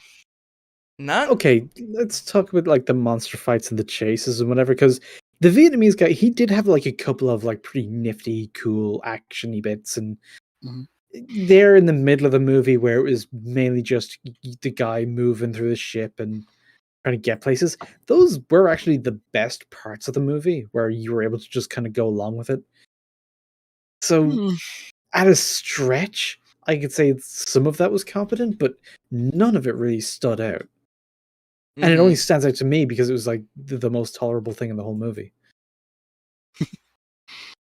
Its puzzle of a plot. That sense of madness I mentioned earlier is helped by many of our assumptions about the setting, characters, and in fact the very premise of the movie being reversed a number of times. At first we're meant to believe we're in space, only 8 years into a 123-year journey, which makes the presence of these monsters and the degeneration. Wait, was that a bullshot? What? That shot of the fucking ship flying, was that a bullshot? Reversed a number of times. I know there's a couple points where, like, it's like, oh, but they're looking in the past or whatever. But, like, I feel like that's a shot that's supposed to, like, tell us, like, the progression of time. No, this is a... It is a flashback, are you sure? Yeah, it's the beginning of the movie. It's literally that opening shot is literally just... It does that 2001 yeah, because it looks like the silent film in the bridge, yeah. Which, ironically, that opening shot looks cheaper than the actual final confrontation in the bridge, somehow, even though it's supposed to be the same set. We're meant to believe. But, I don't know. I feel like there is a shot of the fucking ship in space. Yeah, it's like, this during shot. The movie. No, but I'm talking about, like, in current time. You know what I mean? Not. Like, I don't know. I gotta, like, fucking, I feel like I need to, I feel like I need to rewatch the movie, but I'm like, no, I'm not doing that. Space, only 8 years into a 123-year journey, which makes the presence of these monsters and the degeneration of the ship truly bad. How does your forced protein enzyme bullshit mean you don't have a fucking nose? Because they just mutated. They didn't mutate in any specific way for any specific purpose. They just mutated because... See, they didn't tell you where the enzymes came from. They came from this weird company that looks like an umbrella top, so... Baffling. Then we learn of Earth's complete destruction, making... Gone. Was that to be nuclear or an asteroid? It's not even an explosion, though. It's just like, it's not there anymore. I wonder if it's just gone. In fact, let us know. That explosion, wasn't it like a graphic generated by the ship's computer? Yeah, it was like a hologram. Or was it actual footage of the thing? Because they couldn't have been actual footage of it. Yeah, so it was just a simulation. This is the computer's approximation as to what happened. I have an interesting question regarding the whole Earth thing. Do we ever get that information from a reliable source? No, because as far as I know, you get it from the Black Exposition guy, who's crazy. You get it from Mr. Quaid, who's also crazy. Yeah. Mm-hmm. So we never get it from don't actually know that. In fact, all he actually says is we did like a scan or something and we got nothing back. And that could have just as easily been because they're under the water. Well, to be fair though, even if the world No, they weren't underwater by that point when he ran the scan. We don't know that. Yeah, we don't. Yeah, we don't know that, but like, there's no fucking way they're going back. Not for at least a couple 100,000 years. Yeah, they said that this ship was never designed to turn back. Well, and it's also fucking underwater, so like, really bother him that much. But the thing that drove him over the edge is like when he learned of Earth's destruction, or so he thought, is just like he thought that morality didn't exist anymore. Oh yeah, because there was crazy. Without Earth, we go fucking insane, as if we wouldn't have the rule of law in our fucking spaceships. Yeah, I mean, Earth is our moral, so of course. Even if I had to yank the sick out of Why they call it a moral compass, obviously. Yeah, because we don't have. Oh no, there's no poles, no more compass. And his fucking blew up. Yeah, I wonder if he also has a hologram loaded up of like a small compass thing exploding just to simulate that, so we can explain it to people. No, it's like the Earth explodes. Well, at least I have my moral compass. It just shows the dial just spinning. Oh no! He's like, I still have my moral compass, and it's like a fucking like Dora the Explorer watch. It's not even a fucking compass. The humans aboard the ship the last human beings in existence, further compounding the stakes. Dennis Quaid's casting makes us assume he's the good guy. No, it doesn't. It further compounds the stakes, but no, the stakes are the exact same. It's like, we have to survive or we're all fucked. That's the character motivations. It doesn't raise the stakes, it just introduces this whole other existential-ish thing. I just like this. Oh, I guess Earth is gone. I just like But this. I'm still dealing with like space mutants, so maybe I'll have like a crisis about that later. It's kind of funny because this Dennis Quaid's just kind of making this little fucking. He looks like he's about to try to eat him. Let me see your war face. Yeah.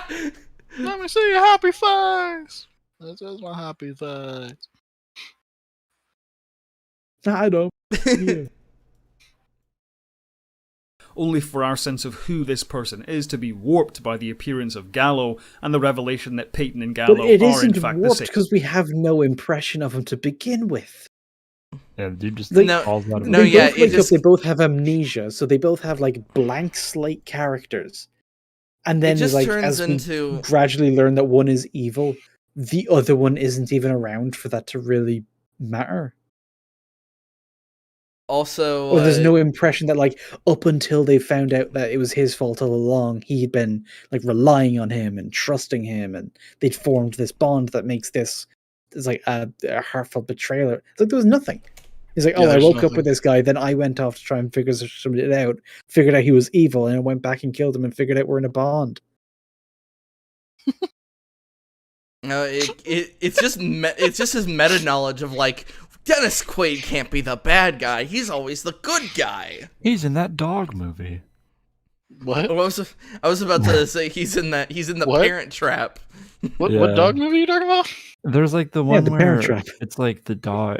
I watched it with my girlfriend. It's like a dog's journey or like a dog's life, and like Oh, I think is it called A Dog's Life?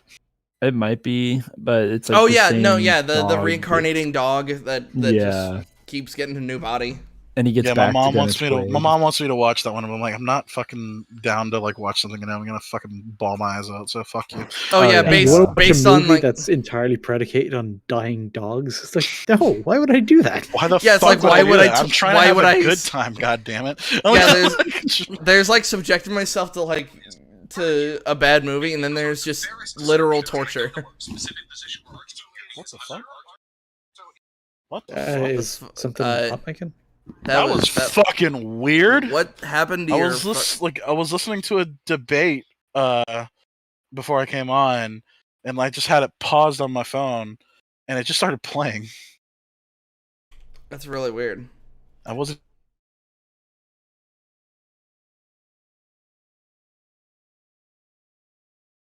The hell? Oh shit. Okay, hold on a second, people. Discord just decided to just completely fuck with me. Gotta log back in. Hold on, I'll turn all this off. The guys are probably freaking the fuck out, actually. Let me throw the cover up and then turn that off.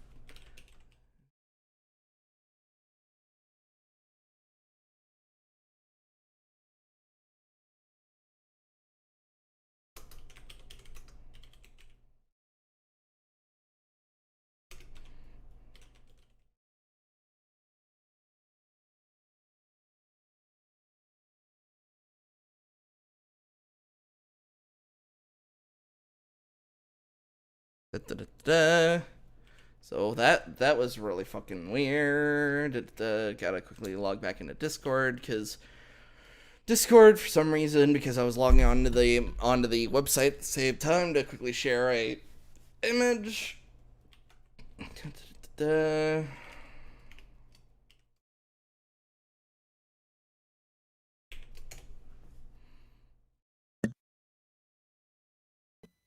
Hello?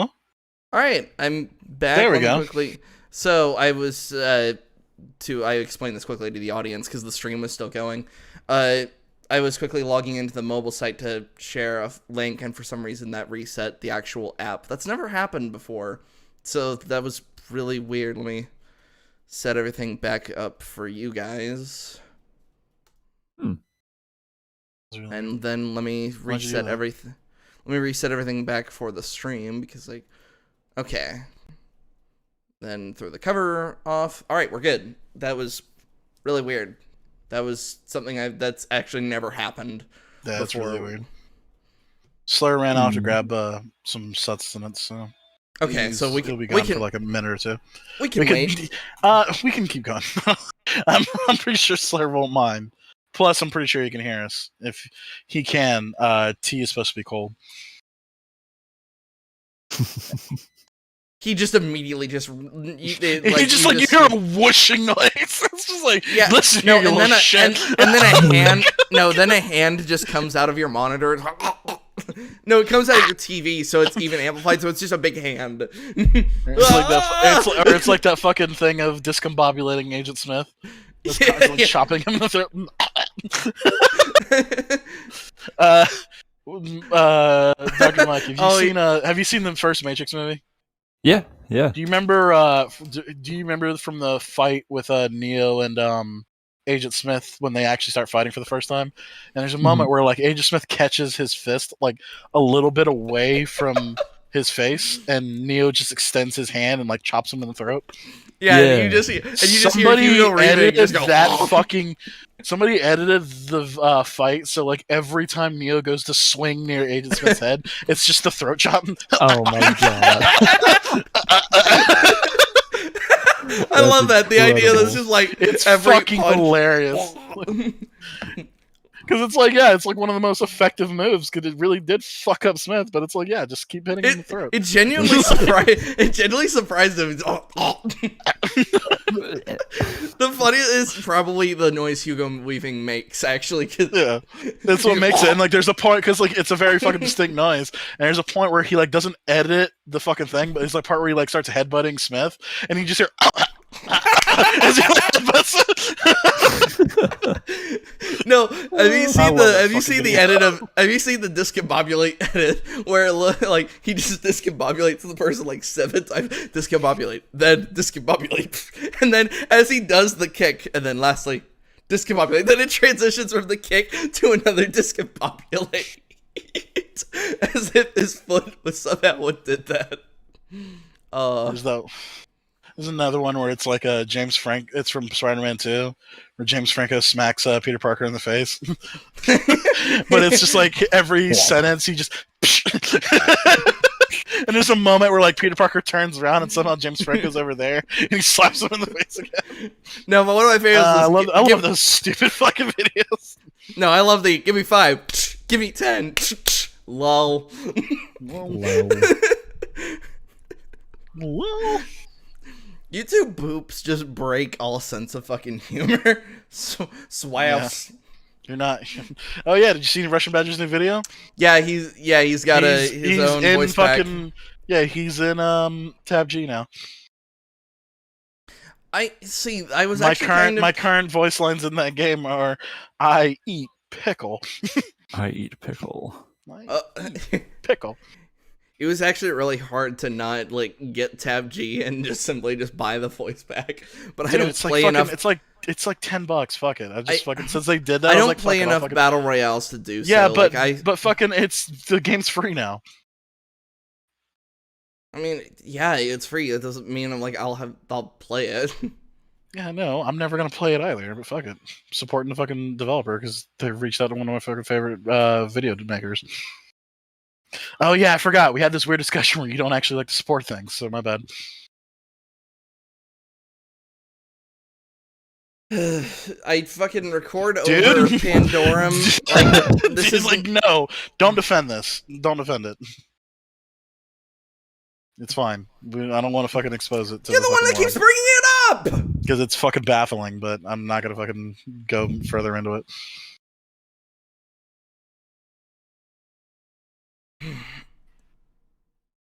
Let's see. So Slur's still not back. What kind of movies do you like, Dr. Mike? I watch just about anything. I do like a lot of horror. I mean, clearly you'll watch anything. You let Wyatt talk into watching Pandorum. Exactly. Yeah. Yeah, you'll. Well, no, us watching like Central Intelligence is proof of this. we had one. I watched it out of good faith, and I was disappointed. We had like it was a day we were released early from the pool because both him and I worked as like lifeguards together. It was raining a shit ton. We were all pretty much released, and we had nothing to do for the rest of the day. So when you want to go to the plaza and watch Central Intelligence, it's that weird Rock and Kevin Hart movie, and and we did so. He rip somebody's throat out in that movie. Yeah, at the very end of the movie, he rips out Jesse's throat. It's like so fucking brutal. Right, for, like, the right movie. after, It's like, what the fuck? He does was that a fucking shift change. He does that specifically after Kevin Hart somehow does an entire backflip over like him standing. Like they CGI'd him doing the backflip. Yeah. And then he lands right on his face. Which at the time reminded us of that stupid Civil War meme where under Ruse that shows the guy who's like dressed up for Spider-Man at a party, does a backflip and just lands on his face. Just lands on his neck. So like the guy from Pandorum and he dies. Yeah. So anytime it's actually kind of horrible because it's like it's at a birthday party and the video cuts out right after that, but it's like he's not conscious. Yeah. He is fucking in pain. He might be dead. We're not sure. So every time Kevin Hart attempts to do a backflip, he can never stick the landing, and so every time it happened, we just kept going under Bruce, because the theater was fucking empty. There's no greater experience than a completely empty theater, because it's no holds barred. You can just basically shit talk the fucking movie as it's happening because you're not disrupting anyone. No. Yeah. And so, it's like always better too if it's like there's like one or two other couples in there and they're like down for like the fucking shenanigans that's about to happen. Yeah. Yeah. If so you can get more people there's like just fucking. There's like a silent agreement and everybody starts giggling at your stupid jokes. It's fucking great.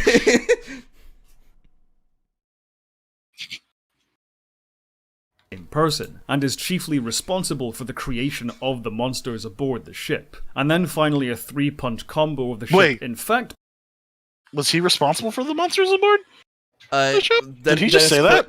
Dennis Quaid, it was revealed through Black Guy exposition that yes, he was totally responsible. Was he? He let out the people, and now they started killing each other for some reason.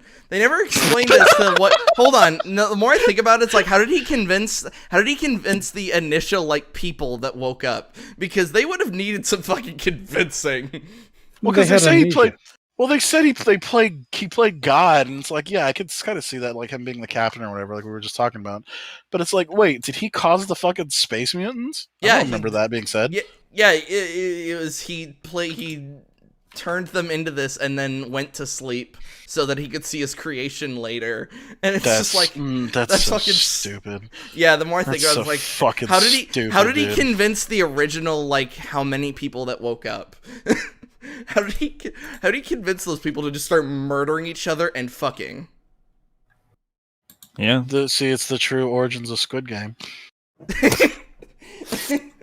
It's all connected, don't you understand? It's all there. Just think about it. Almost 1,000 years into its journey, not 8 years, and seemingly marooned so deep in space we can't even see any stars. These twists work so well, not because they're solid surprises, but because they further blur our sense of reality and make us feel the psychological torment. I bet he feels so good about those fucking like edits where he blurs our sense of reality and like it's blurring on the screen. Okay, but these twists aren't so. Or these twists are good not because they're twists, but because they confuse us as to what the fuck is happening. Mm-hmm. Is that the long and short what he just said? Pretty much. Yeah. I don't think that's how twists are supposed to work. We've already covered this guy's not very bright, alright? So he doesn't realize what the fuck he's saying. But he keeps he's literally it. No, he's using the fucking video essay voice. It's like legit, like it's kind of weird. It's like I want more people to be fans of EFAP so they can realize what the fuck this shit sounds so fucking stupid. It's like, dude, you're literally saying just nonsense. Listen to the things the people say, instead of just zoning out and being like, yeah. Oh wow, he probably just said something really cool. But you're just not actually watching the things that you're watching. Yeah, he's just fucking saying words. It's like what we were. It's like when we were talking about Love, Death, and Robots, and River was trying to explain why she liked the drowned giant, and we just kept saying, she said she really liked it, and then that's when I confronted her saying, "Okay, what did he say?" And she couldn't do it. Yeah, we kept asking like, what did he say? What did he actually say? What was being said? What was the dialogue? What was he saying? Like even like approximate it, and it's like, yeah, she didn't fucking understand it because it was fucking nonsense. I think it was while I was looking for videos for this week. I was talking to Slurher before we did our Alien stream, and it's weird how many like of those like something explained videos you come across. Because it's like, I don't need these explained to me because I watched the fucking movie. It's like a whole industry around explaining to people who didn't watch content what the content they watched was. Well, there is one thing that's... And then they don't watch that one either. Well, I mean, there is one thing that's kind of up there. You ever fucking seen Matrix Reloaded? Oh, yeah. There is one thing that needs a little bit of a fucking translator. Yeah, I was going to say there's the either architect makes literally no fucking sense. There's either I've seen it's kind of hilarious how many videos are like, I don't really know what the fuck he's saying. So yeah, there's two instances where these things actually work. There's either details you legit missed, or the movie is blatantly incoherent, like in the Matrix Reloaded. Well, it's not incoherent. It's just that he's saying like a lot of shit, and it's like, what the fuck, dude? Mm-hmm. I'm trying to remember the fucking parody in Scary Movie 3, where they're both throwing, like, at one point the architect pulls out like a dictionary. No, how about fallacious accordingly?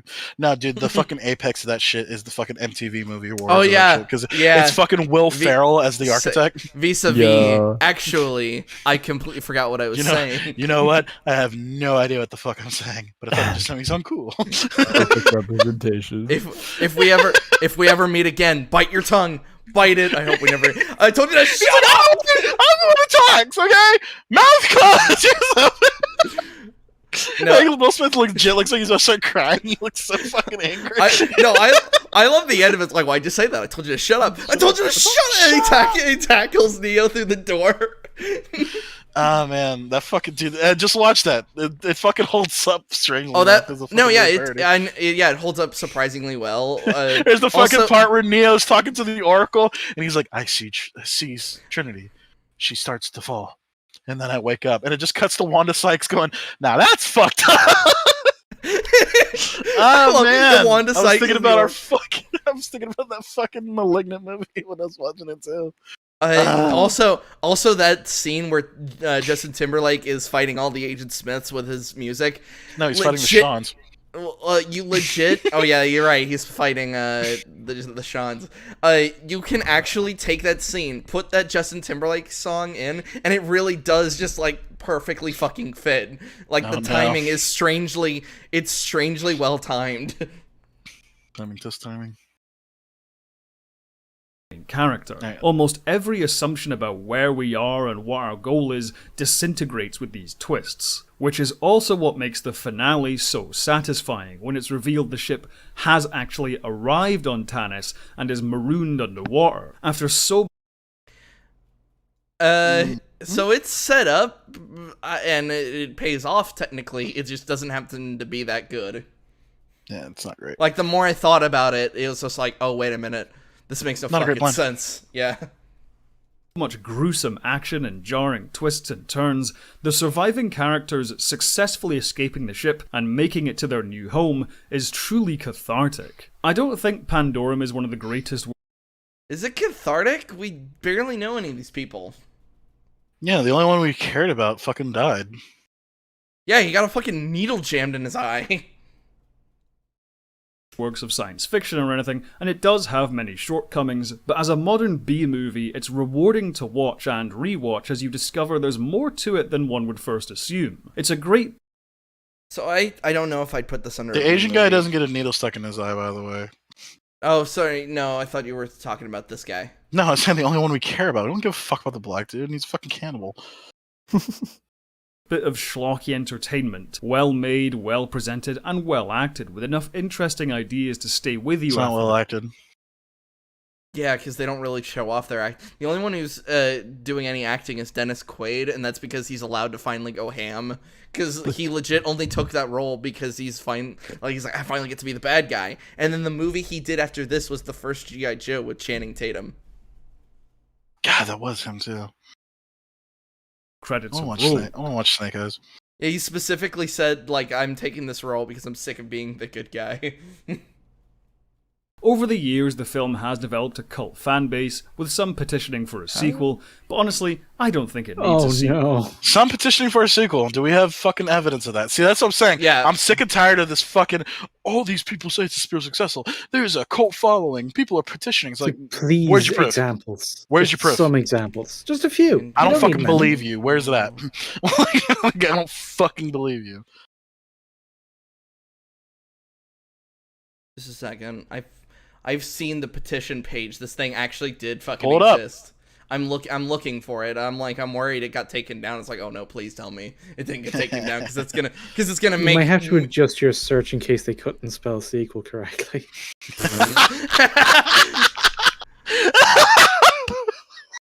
A sequel petition. Come on. I don't know why I'm just picturing the title of being Pandorum Sick Wheel. 2. I love the second. Hold on, I love the second result of this search is Elysium, a prequel to Pandorum. It's like, okay, stop it, fucking quit it. They're trying so hard. They're But fucking trying so hard because they're like, no, this movie's good. But trying Please believe me. am I gonna have to use like the Wayback Machine because I think it flat out was taken down. Yep. I can't find it. See? No, fuck it. You can't. No, if you can't find it, fuck it. Yeah, it's gone. It doesn't yeah, exist. it's Fuck just it. gone. It was it's taken gone. down. Unfortunately, but the thing is, I will say this guy is not talking nonsense. This petition did exist. No, he's talking Well, nonsense. do you think 'cause this maybe thing it doesn't exist. existed Talking because one nonsense. guy made it, but nobody fucking signed it, so he No, just there took were- it down? There Yeah. were like 3,000 signatures. There actually were people that signed it. That's why I'm. Oh, that's that's cool. why I'm. That's why I'm trying to. I bet. I'm You realize trying- how small an amount of Yes, people that is, right? yes, I do. Like, I'm not trying to say like, oh, it needs the sequel. I'm trying to say like this. What do you? There He's are trying to. at least He's trying to some explain. people He's trying to theoretically express who that did he doesn't have Pandorum. Yeah, but like even by petition standards, that's fucking Yeah, it's negligible. insane. That's It's nothing. insanely low. The point I So- was more making was that it did It does exist. exist. But that's not the point that he's making. The point that he's making is that it was a high demand thing, and it's like, no, the fuck, it wasn't. Yeah, So yeah, the fact that it was only signed by like around 3,000 people, I believe, had yeah, it's like that's insanely low. Cool. It's perfectly fine as a standalone movie. It was on Netflix once No, it's not. upon a time, but that always varies between countries. If you're someone who still stands by physical media like I do, I recently got it on Blu-ray, and I'd say it's well worth a purchase. SIR asks, what are your thoughts on Amazon's Invincible? I really What? like I'm assuming the movie's Wait, Have we done. finished wait. the topic and now we're just doing random crap? Yeah, I guess yeah. this is. He's doing his wind down. I'm guessing. I guess that this was a is. segue. This is this was the. This There was apparently is literally a no patron- segue. Yeah, there's no. Yeah, he literally It just just slapped us came with off this the question. end of his last sentence. Like fuck, even the snark tank fucking goes, okay, now we're gonna fucking talk about our fucking patron questions. Yeah. They say it. They don't just. They ask, "Do you like Invincible?" Wait, what? it. The first episode really hooked me. I thought it was a decent but standard superhero origin story at first, but then of course there's Wow. that Yeah, it's like you really first. have. You hold ending on. to the first episode, which really pulled me into the show. I think the animation budget clearly shows its That's limit. like the most fair thing to say. Like a lot of people fucking thought it was the most standard shit ever, and then oh fuck, And then Omni-Man just fucking murders Oh, fuck, everyone. yeah. Like fuck, yeah, Oh, that's so Well, it's you like mean the a end of knockoff episode sort of 1? Justice League. And yeah, then that's what he's saying. He Omni-Man thought does it was a hand. standard fucking origin thing, and then the end of episode 1 happened. That's literally what everybody says. Yeah, I mean, it's designed that way. That's what It's literally designed that way. It's like it's all fucking like happy. Oh, look, he's got powers. He can throw a trash can, and then it's like murder the fucking Justice League. Oh, Oh yeah. wow. Okay. Well, fuck. This is where we're at. All right. in certain episodes, but for the most part, I really liked the characters and the story and how weird the universe was at times. I really wish people would stop calling it a superhero satire, though. It's not really a satire, it's just a good superhero story. No, it's deconstructionist. Well, at this point, not really. As when Watchmen as a concept has been done this many times, it's not a deconstruction or a satire. It's just another version of the thing that exists. I guess. Either way, I'm really looking forward to season 2. All right. Wow. So he had one question. I mean, right, that's really weird. His take on Invincible, more or less. Yeah. That would have been a better video. We got a bonus take. We got a bonus take there. Is this just I'm just quickly looking through the quick scroll. Yeah, it looks like it's just like thank you for watching stuff. But the more important question still remains. Cover up. Wyatt. You still have to explain yourself. What happened? What led to this thing? I already told you when we reviewed it. It turns out like I thought one thing and turned out to be wrong. Okay, talk to us about where the idea came from, because I think that's what we keep getting hung up on. It's like, you thought this thing because apparently a bunch of people thought this thing. It has no basis and it's wrong, whatever, fine. But there's a reason that people kept arriving at this and we couldn't figure out what it was. And because you seem to arrive at the same thing, that's why we keep trying to plug you. But as I was saying, I fell for it just as much as that, and but you watched it 3 times. You had to watch it and go, yeah, I agree with that take. Or it could just be this take exists. I had no thoughts on it. Whatever starts conversation, that's kind of it for me. And it started a conversation, and it turns out that claim is complete fucking nonsense. But did you hear the claim before or after you saw the movies? That's the thing. Before, so that's why I said I got tricked. I was like, oh, so shit, you hang on. So you heard the claim before you watched the movie, then you watched the movie and you thought that was a spiritual successor to. Because I didn't give it much thought. It's the same level of thought I give like the Joker PTSD theory. I'm like, oh, okay, this exists. It may or may not be true. But I did not give it much from thought. having seen the movie multiple times whether or not the theory holds water. I just never gave it much thought. That's why it was enough thought to see the movie, though. I think that's what it's kind of tripping us up. It's like it doesn't take much thought. Like the amount of thoughtness that this is not something that requires like a deep analysis, multiple rewatches, like breaking down each character or anything like that. Just first impression, having seen this movie and then hearing a theory about the movie. Just quickly off the top of your head, whether it clicks or it doesn't click. I guess I just didn't think about that at the time because I literally gave it zero thought. That's what I'm trying to tell you. Okay. All right. It was a thing that existed. It's a thing that somebody at some point said, and then everybody kept talking about how they said it, and now it's and then I got added to the pile, and then it turns out, that makes no fucking sense. You're basically gaslit into it, I guess. We're talking about the spiritual successor. Yeah, I'm trying to figure out where it came from because, like I said earlier, my impression is a lot of people say that a lot of people say this. We still have not been able to identify who said it.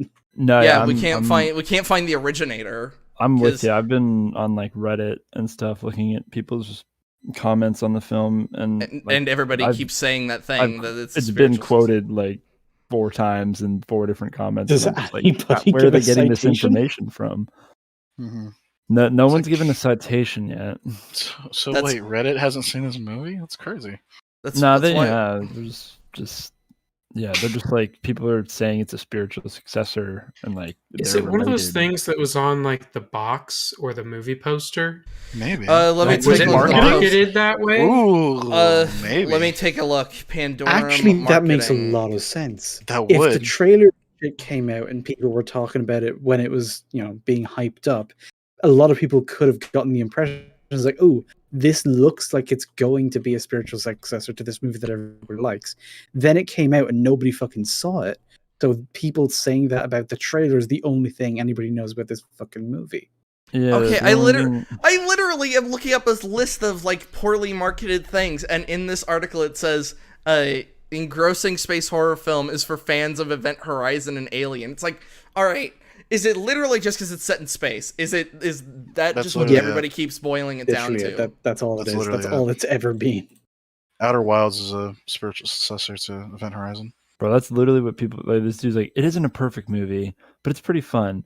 It's sort of a mishmash of a few movies, but it has its own interesting vibe. It's a bit of Aliens, Event Horizon, and maybe some zombie flicks. I think that's the one. I was with him there for a bit, but then he started contradicting himself. It's weird because Paul W.S. Anderson being a producer, it has a wonderful sci-fi horror angle of Event Horizon going on. Oh yeah, Paul W.S. Anderson. Sci-fi angle. What? I forgot he On produced Event Horizon, which is Sci- already a sci-fi movie. Sci-fi angle means that if you look at it, maybe if you look at it like from an angle, it looks like Event Horizon. I think people might be also delving too deep on the producing thing because they're like, oh, the person who made Event Horizon is producing that. There must be some connection when that makes no fucking sense. They're It's also like symbology there. They're also comparing Dennis Quaid to I think it's Sam McNeil's character. Yeah, Sam Neill. Yeah, Sam Neill. Sam Neill's character in Event Horizon, which I don't see it. That's a lot of. I don't see it. One guy's possessed by his own technology. The other guy's just an asshole. Yeah, like life eats life. Like, it's like no, I'm not buying it. Oh yeah, I'm picking it back off the counter and putting it back on the shelf. I'm not buying it. I forgot to post and substitute my own. I forgot to post the picture of Dennis Quaid giving the pog face in a little bit. Go. All right, so the movie that we've been talking about, this movie being a spiritual successor to Event Horizon, is pretty great. Yeah, like legit. I was kind of freaked out because everybody's been making fun of me this month because haha, fucking Max is a little bitch and fuck you.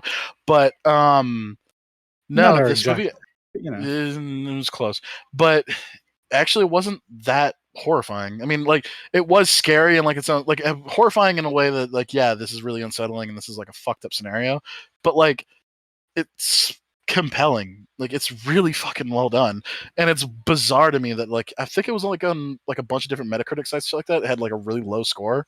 It's like yes. Also, I can't really think. Lawrence Fishburne being a person actually was really well fucking executed as well. Lawrence Fishburne is a based motherfucker, and it's pretty great. Like I said, there's a reason why I used that clip of Lawrence Fishburne going, "We're leaving." We're leaving. We're fucking done with this shit. Because in Ninja's video, it's specifically talking about if somebody makes a stupid decision in a horror movie. I played that clip, and he's doing the smartest fucking thing you could ever do. We're leaving, and isn't his in a horror movie actually trying to survive? And isn't his next fucking line and it's what are you gonna do? And it's I'm gonna fucking tack bomb this fucking ship until I'm satisfied that it's nothing but dust. It's god damn, man. And then hold on. And then he proceeds to say, "Fuck this ship." Fuck this ship. So there is, like I said, there is the fucking one thing. It's man, when you heard all that shit on the radio, why didn't you guys bring guns? I feel like that's the only fucking thing. It's There's search and rescue, and also they already stated with the nail gun that guns are not a good thing to have. They're not a good thing, I know, but fucking have a fucking plasma cast or some shit. We're fucking in space. You're gonna tell me they don't have a fucking space gun? Fucking hell, are you serious? Fuck, we literally fucking captured the fucking power of a black hole. We don't have a gun that won't fucking rupture the fucking. Yeah, but to be fair, a gun would not have helped. Yeah, and that's the thing. I guess you are right in that regard. A gun only made it worse, actually, because the nail gun that punctures the hole in the fucking bridge. Whatever, Cooper's indestructible, so it's fine. Cooper's indestructible, yeah. Okay, I'm coming, motherfuckers! Also subverting the trope of the black man dying first, Yeah. Cooper is one of the only. Do that trope. I would think Cooper's one of the only flaws of that movie because how he shoots himself by using all his oxygen to get himself back to the Event Horizon. There's no he'd have to have perfect super soldier level aim Yeah, to the fucking aim make is that just shot. literally, if you allow me this pun, out of this fucking world. Yeah. Somebody who's played like fucking like dozens of hours in Outer Wilds is like, no, trying to fucking from low orbit, trying to hit something on the surface of in a planet's gravity is goddamn impossible. Like you can't fucking do it. No, yeah, even In Outer if Wilds, all the planets are fucking small as shit. This was Uranus. and it was Neptune. It was Neptune. Oh my bad. Fuck it. Whatever. I wanted to say Uranus. Even like I'm trying to think of how thick is Neptune's atmosphere, because I actually think Coop would have burned up on re-entry. I'm like, that's why I was like, he already made the super soldier fucking accurate shot. You could make the argument that maybe his suit could survive that. He was wearing a pretty heavy duty suit, but even still, that's not the problem. The problem is they keep him alive, but he really doesn't do anything for the rest of the film. Mm-hmm. Other than cop a feel at the very end. So the best thing you could make is like maybe that was part of the studio interference. There was some last minute editing and stuff. Maybe the ending was originally a little different. I don't know, but maybe the director had more for him to do. This was Paul W.S. Anderson before he went crazy with Resident Evil. I would say he went crazy. Well, he just decided he never needed to make any movie that wasn't just, him. He's like, I'm just gonna have my fucking wife, fucking drop kick dogs. It's fine. Yeah. Coming into this summer, my wife is hot number 5. Yeah. Like, as much as I fucking hate those movies, they were really successful. Paul W. He's living the fucking dream, man. Yeah. Filmography. Because he's made actually quite a lot of films before the Resident Evil. Or even pretty sure he was the brainchild behind Mortal Kombat, and he also did Death Race.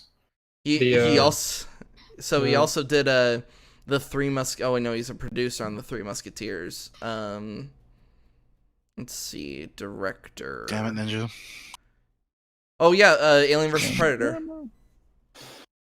AVP. Oh, that was AVP. Yeah, he made AVP. He also made Pompeii with hang on, Jon Snow. Paul Anderson, and who's Paul W.S. Anderson? Paul W.S. Anderson's the one that made the Monster Hunter movie. Paul Anderson's the one who made the hotel movie. I don't remember. I can't believe I'm blanking on one of the. Are you thinking of Wes Anderson as a completely different? Yes, Wes Anderson was what we were getting confused with. Mm-hmm. I thought there was a Paul Anderson, a Paul W.S. Anderson. Am I fucking tripping? There is. Now, what did Paul Anderson do? Hold on. Oh, Paul Anderson. WS. He's actually an actor, not a director. Mm-hmm. Been cast in movie. Oh, he was the fucking sniper guy from the second Sherlock Holmes movie. Oh, neat. Oh no, he was a producer and director for that Three Musketeers movie. Oh, Kit Harington, that's what I was thinking of with Pompeii. Oh. And there's Paul I W.S. didn't Anderson. actually see that movie. It looks kind of boring. There's Paul W.S. Anderson, who sued a chick who lost her arm on fucking set of Resident Evil. Oh, right. Fucking hell, dude. She's already got an arm. Like, she's just asking for fucking money for compensation, and you're gonna sue her? Fucking cunt. Jesus Christ, dude. Yeah, Ninja's right. He did make Death Race. Oh. Man. Wait, so did he do the first one or all of them? The first one. The one with Jason Statham. So yeah, he made a bunch of shitty movies, but I'm pretty sure he doesn't have to work for the rest of his life. Oh yeah, he can just keep making shitty video game movies with his wife. Isn't there going to be a fucking... I haven't even seen it because I'm so fucking offended by it, but is there going to be a Monster Hunter 2? Wait, didn't the first one just come out? Yeah, but I've already heard there's going to be a second one. There's nothing... Oh, no. There's nothing in the pre-production thing so on IMDb. They added that bitch to the fucking Monster Hunter game, and she is Mila doing her fucking best to be. They fucking added her. Yeah, they added her in like a mission where you have to play as her to fight this fucking giant Rathalos. And yeah, Gross. she's like, "Why is it so big?" And like the Rathalos is like fucking 3 times bigger than a normal Rathalos. It's actually like fucking almost unwieldy how fucking big the thing is. Damn. It's really stupid. So I guess Her armor's really good, but fucking hell, dude. I guess I'd have to play that mission to see if it's that good, because the only crossover mission I played was the Geralt one. The Geralt one's pretty good. Yeah, the Geralt one's fucking fantastic. Because it like legit felt like fucking playing Witcher inside of Monster Hunter. It was pretty cool. Mm-hmm. So, on the subject of Event Horizon, the guy who made this review, Slur and I, to do a little bit of a sample test of the reviews he's done. He did a review of Mandalorian.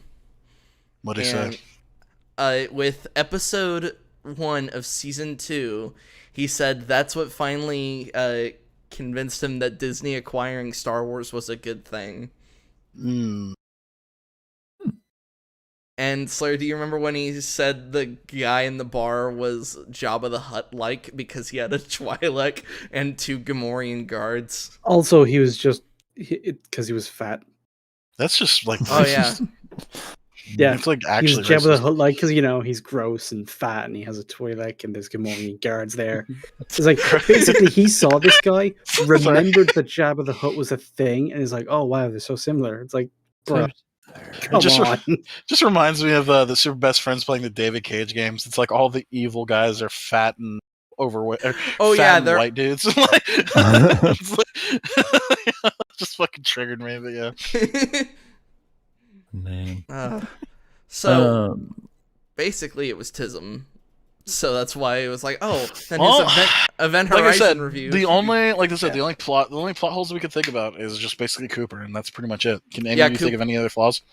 I'm really bad at finding flaws, so help me out. No, I can't think of any flaws either, and I'm normally I think I was in Event Horizon.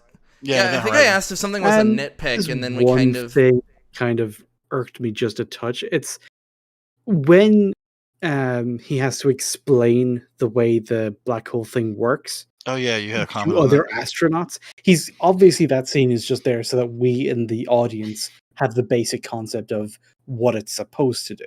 It's like, what should things have been, so we have a basis comparison. But the fact that he has to explain this to other astronauts makes this very weird, because it feels very patronizing. Because astronauts, they're physics experts before they ever go into fucking orbit, Yeah, but it's shown that this is not how things work in this universe. Like, this is all experimental, top secret shit that was developed and was very unsuccessful. So this is not the way things are normally done. Like, if you asked any of those crew members to define to some space travel works, that is not the answer you would get. Yeah, you would get like, oh, it takes fucking forever because you have to fucking basically move from one point to another. Yep, and you hence have why to you make sure you secure your body, because like the fucking space travel will kill you. Yeah, the ion drives, which somehow don't go FTL, but you still need to be in those little tank things. Well, yeah. Do you know how speed works?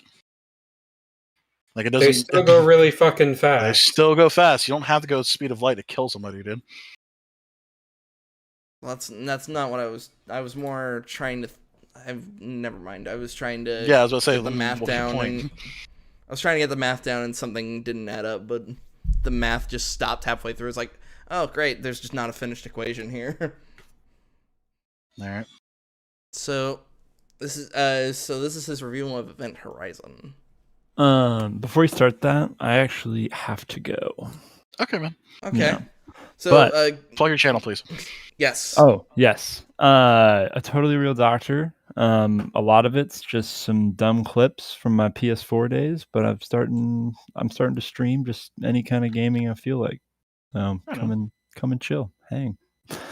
I'll definitely give you a look. What do you stream? So what do you stream with? Are you on computer now, or are you still doing PS4 or PS5 stuff? No, I'll do, if me and my like neighborhood friends do like we do like little 3v3s and just some fun like talk shit to each other type deal. We do those and I'll stream that on PS4, but playing fighting games? Yeah, actually, I really like Injustice. Basically anything NetherRealm. Gotcha. Yeah, big NetherRealm guy. But yeah, I'll do that, and then if I want to just like play Smite or Halo or whatnot, I'll stream it on my PC. So yeah, but actually, this was a lot of fun. This is my first time like doing like a deeper analysis of films. I used to annoy Wyatt when we were working together, and he'd want to do the deep analysis. I'd be like, "Yeah, I liked it. I liked it." He'd be like, "What do you mean by that?" Oh yeah, he would basically he'd stonewall me every time with it's a good movie. I'm like, what do you? Okay, so let's go into that, and he'd just go no, and then just walk away from me. I'm like, oh. Oh, I respect you, sir. I don't like it, but I respect it. Yeah, but I'll be in touch, and it's like the Chex Mix. It's like the Chex Mix argument all over again. I like Chex Mix. Oh, now you like fucking Chex Mix. There was a time, sir, where you were like, no, I want them all. I want all my Chex Mix ingredients segregated. No, yeah. All right, well, I feel like that's like a whole fucking discussion. But yeah, you gotta go, man. Go ahead and head out. Yes, we'll let you go. No worries. Appreciate the airtime. No problem. You're always welcome on here. Oh, thanks. I'll see you, fellas. See ya. See ya. You gotta adjust. Man, Discord what a dildo. What a fucking piece of shit. It's like, God, now glad that would you segregate? No, I'm kidding. Why would you segregate Chex Mix? No, that's pretty cool. Come on, that was pretty fun. No, yeah. All right, so let's. You guys start up the next video. I will be back in a minute max. Just go ahead without me. All right, all right. He's going to do stuff. We're told us to start with him. He said Max, get it? It's my name. Oh, okay. Fucking Mike did it earlier. I was like, oh, I should do it. I was like, deadpan. Good day to you, and welcome to my review of the 1997 science fiction horror film. This guy sounds like a parody. Oh man, we're off to a great start now.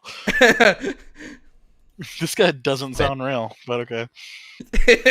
Horizon. I have been requested to review this by a very generous supporter on Patreon, so that is why you might be thinking it's strange that I'm reviewing a movie that's over 20 years old and not the next episode of Doctor Who in line for review. I watched... Oh yeah, this guy basically, if you look at his channel, he essentially does nothing but Doctor Who stuff. I'm gonna throw the cover up for just a second, because I completely forgot to tell you his name. Harry's Moving Media. That is the name of who we're looking at. Gotta give credit where credit is due.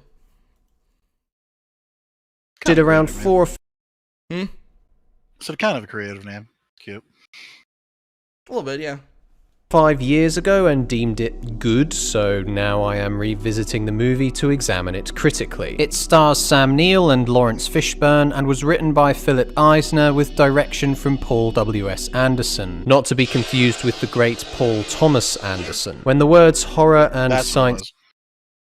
Paul Thomas Anderson. Paul Anderson. Fucking goddamn. So many names.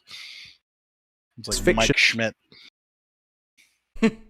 To put together, the first movie that springs to my mind is Ridley Scott's Alien. Coincidentally, the original script for Event Horizon was deemed too similar to Alien because the premise surrounded the idea of aliens who haunted a ship. A script rewrite would see changes that made the story closer to that of a classic haunted house movie. Alongside this, the movie was rushed through production by Paramount due to a 6-month delay on James Cameron's film Titanic, which... Yeah. Oh, okay. I was actually going to say, Ninja, you mentioned something about like a studio intervention, but yeah, that makes sense. Yeah, Event Horizon is one of those weird examples of studio interference, but a movie that's actually turns out rather well. Like another good example would be Apocalypse Now. Because when I watched Drinker's video, it's like, oh shit, yeah, this movie is the definition of production hell. I can't not see this scene and not see the fucking Arnie getting fucking giant thrown. Sorry. It's like it's stupid fucking memes. being produced at the same time. With Paramount no longer having a summer movie, Event Horizon filled that slot. This speedy production and the negative screen test reception led to a 130-minute cut being trimmed down to a 90-minute film, the original cut being lost to the annals of film history. The writing seemed to be on the wall, and the film was true? You can't find that at all? Yeah, in fact, the common thing that's told about it is that the extra footage had to be, it was put in a salt mine in Transylvania. What? Alright.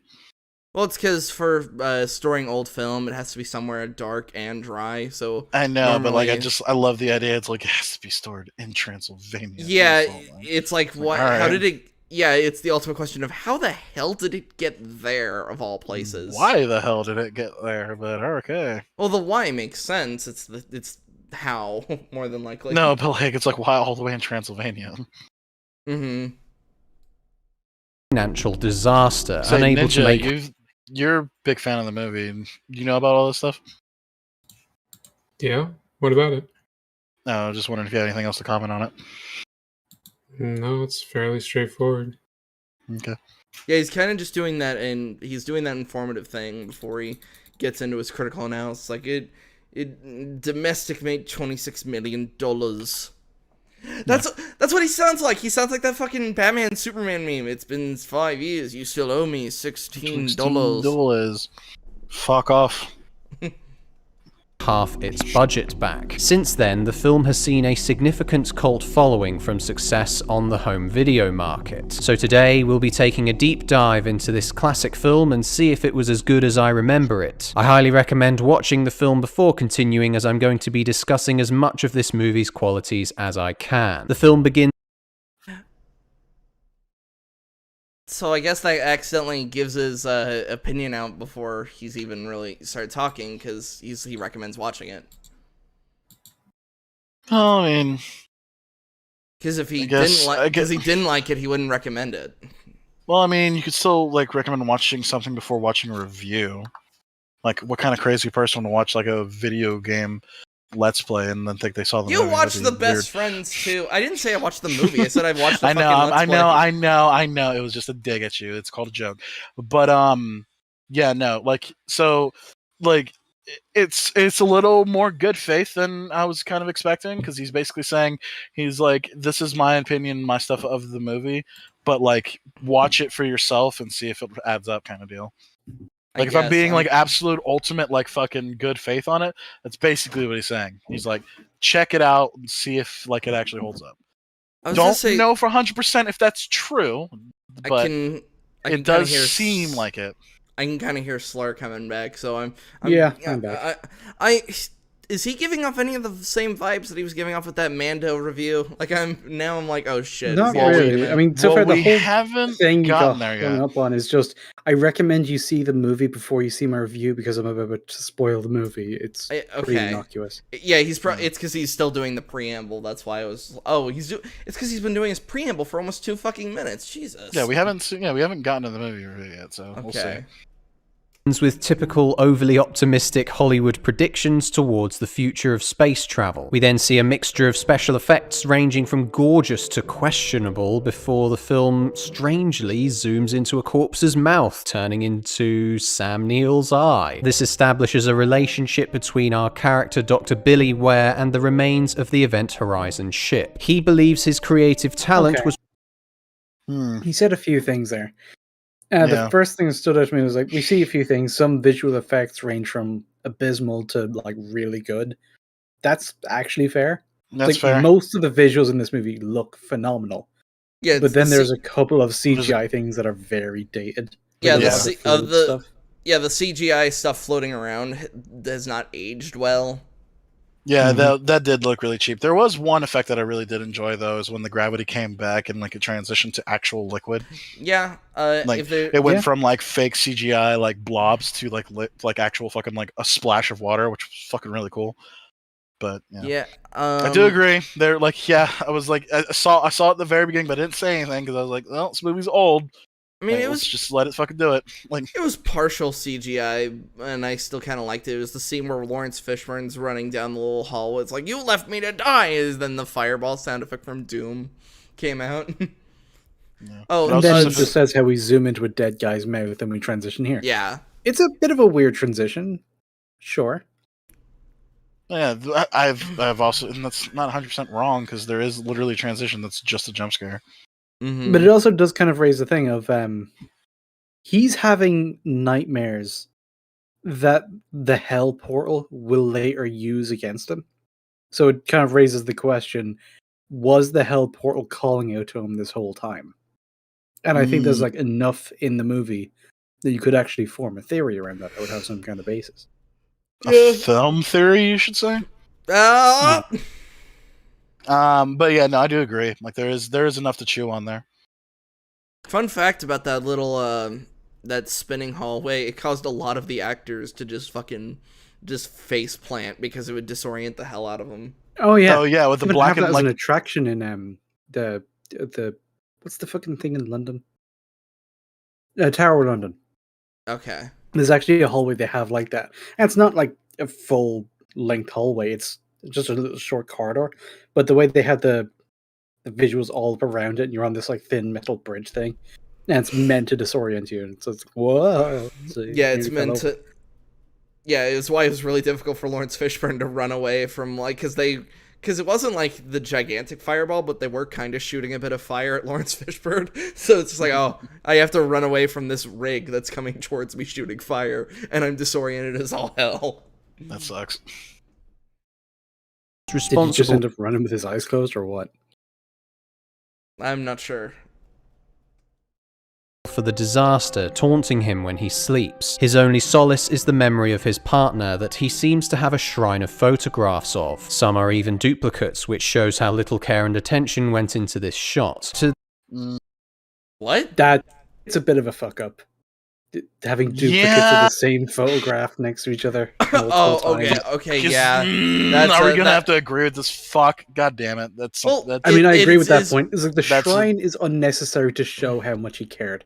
Just having the photograph of his ex-wife or whatever in his locker or next to his bed, and we just see him look at it. It's like that's all you really need. Unless they're trying to say that he's obsessed. Actually, well, he kind of is, actually. Yeah, so say he is kind of. Especially if, we go into theory land and the hell portal is actually using it against him, so it's causing him to fixate. But then there's not really enough like this to draw a pattern from. It is, though. But this still stands out as kind of weird. Yeah, it is weird that it's like, yep, this is the same picture. These two are the same picture. I mean, whatever floats your boat with. And I think that one on the right, the black and white one, is actually just one of her headshots for the actress. Probably. Yeah, this one and then this one. We can't all be David Cage. Some are even duplicates, which shows how little care and attention went into this shot. To then see seconds afterwards possibly the most gorgeous and dizzying shot of the entire movie, you get the impression that the producers were more concerned. It's not that fast, though, dude. Calm down. It's also I was going to say gorgeous shot in the movie. I wouldn't say that. My editing brain is kicking in. Yeah, you pointed it out as well, Max. You're fucking speeding the footage up, dude. Of course, it's not that fucking fast. It was a very slow fucking moment, so you could acclimate yourself with the spin, essentially. Well, that and like dude, we're in fucking space. Like, yeah, here it is. Like, we are here. Like, this is what we're dealing with. You need to get caught up because this is what the movie is. I think if it was went into this shot to then. If it was really this fast, I'd actually would have a bit of a problem. Of course, because it's literally fucking dizzy. Like, it's dizzy as fuck. Like, yeah, fuck. It looked funny. You would have pointed it out. Yeah. Seconds afterwards, possibly the most gorgeous and dizzying shot of the entire movie, you get. Dude, you fucking fucked with the movie. Of course it's gonna. Well, here's the thing. Like, he could actually make a point about a different part. It's when fucking Cooper first gets fucking launched into goddamn space. You could actually make a fucking argument that that's dizzying, you know? Yeah, because he has no idea where the fuck he is. Yeah. The impression that the producers were more concerned about spectacle than anything else. Our character. Not really. This is Instant established. It's an establishing shot. If that were the case, why would most of the movie take place in like Corridors. Hallways. poorly lit corridors? Mm-hmm. Once Like, again, it's just very much a character-focused thing. It's not a set-piece kind of movie. Mm-hmm.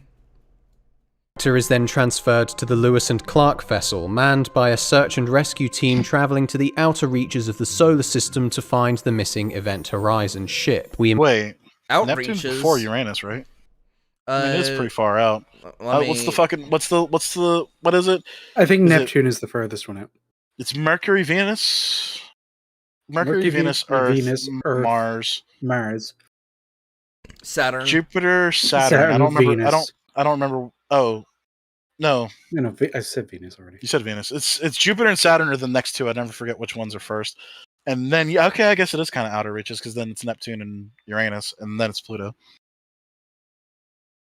So I guess we don't talk about Pluto anymore. But yeah, Neptune. I was going to is say, the and this furthest is one out. and so this was Neptune made is during first. Okay, that's fair. Yeah, it is. and this was made during a time period where Pluto was still considered a planet. Yeah, but fucking 8 out of 9. That's still fucking far away.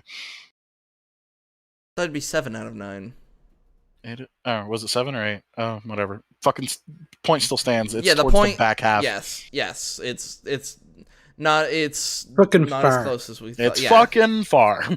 like I believe it's like exponentially further. Like So it's like so you're telling like me there's gaps in how far away shit is in our solar system. So you're telling me I could not throw this baseball in the direction of Neptune and You get can. there within You 5 can. minutes? I was gonna say you can throw the baseball in the direction of Neptune. That is something you can do.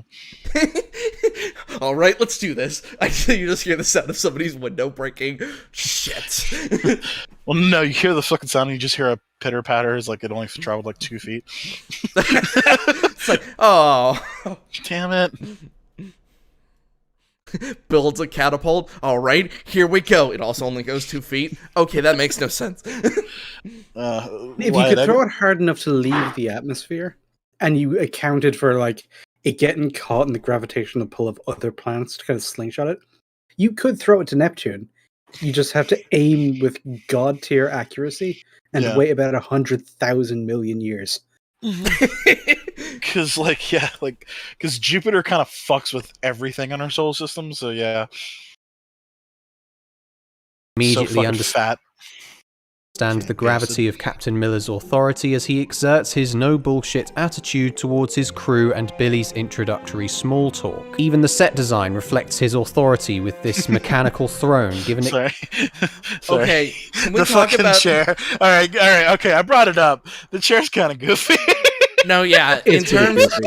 it's a nit. It's one of those things where it's like every time I see him, it's like, oh, look at it. No, yeah. He's more in a cradle than he is in a command ship. No, it's not a cradle, It dude. looks like Because he it's has like, to move carefully so as not to break it. I'm saying, it looks like it's fucking being held together by like duct tape and the hopes and dreams of everyone on the ship. It's Yeah, like I if- said, it's kind of funny looking. I'm not gonna lie. If he accidentally- I kind of smile every time I see it. If he accidentally swings his body too hard, he'll break the fucking rig. And the fact that he can move, excuse me, soldier, and pull up right next to them. You have a problem with authority. It's just so stupid. All right, yeah, sorry. This is how. It's obviously, no, it this obviously has nothing to do with the fucking plot of the movie. I just think it looks. Yeah, funny. it's a nitpick, but this is clearly like how we would design a spaceship if we were making like a Star Trek parody. Fire photon torpedo. But that's what I'm saying. It's you have to fucking move in between everybody's chairs. If we were in charge of this movie, that motor would be as loud as humanly possible. Oh, I'm fucking using the Foley art of a Dreamcast trying to fire up for that bitch. You have a problem. Anyway. He refuses to raise his voice. Yes, sorry. Anyway, all right, I'll stop. I could write a whole fucking parody about that fucking chair, but let's move on. Exclusively to the leader of this crew. The team are then frozen in stasis for the long flight ahead of them. For some reason, Billy has a name tag on his chamber as though they He's not part of the crew. So yeah, he needs a bit of a sticker so to be told which one's yours. Well, that and also it's kind of like a fucking name tag for everybody else to get you. they have to get used to him as well. Yeah, and they are fucking focused on safety, so it would make sense that they want to make sure they know the one guy who isn't trained for safety is like labeled and where he's at. Yeah, because it's not just the to journey; it's the from as well. Mm-hmm. So, like, not only do they have to get there, eventually, hopefully, they would have to come back. Allegedly. They allocated a special one for him or put it on in case they forgot his name. He believes to have woken before the others, but is instead having a rather strange vision. It would at first appear rather creepy seeing his wife without any eyeballs, but unfortunately his rather odd scream turns horror into comedy. That's unfortunately the Sam Neill screaming thing. Man, this kind of sucks. He hasn't said anything kind of wrong yet, so it's like, fuck. Alright. Well, it's because, like, we're not on the ship yet, essentially. Yeah, we're not into the meat of the fucking show yet. Like, because I was still having, like, dumb issues with it up at this point as well. Yeah, because I like to make fun of this shout all the time. In fact, I like to... My one version of the joke is, like, she's reading, like, a bunch of things she's got to do, like, daily chores. And then the...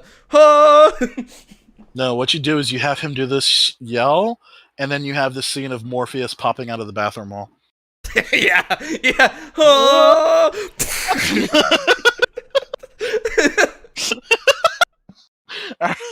Our fucking humor is broken. Okay, I'm sorry. This is very serious.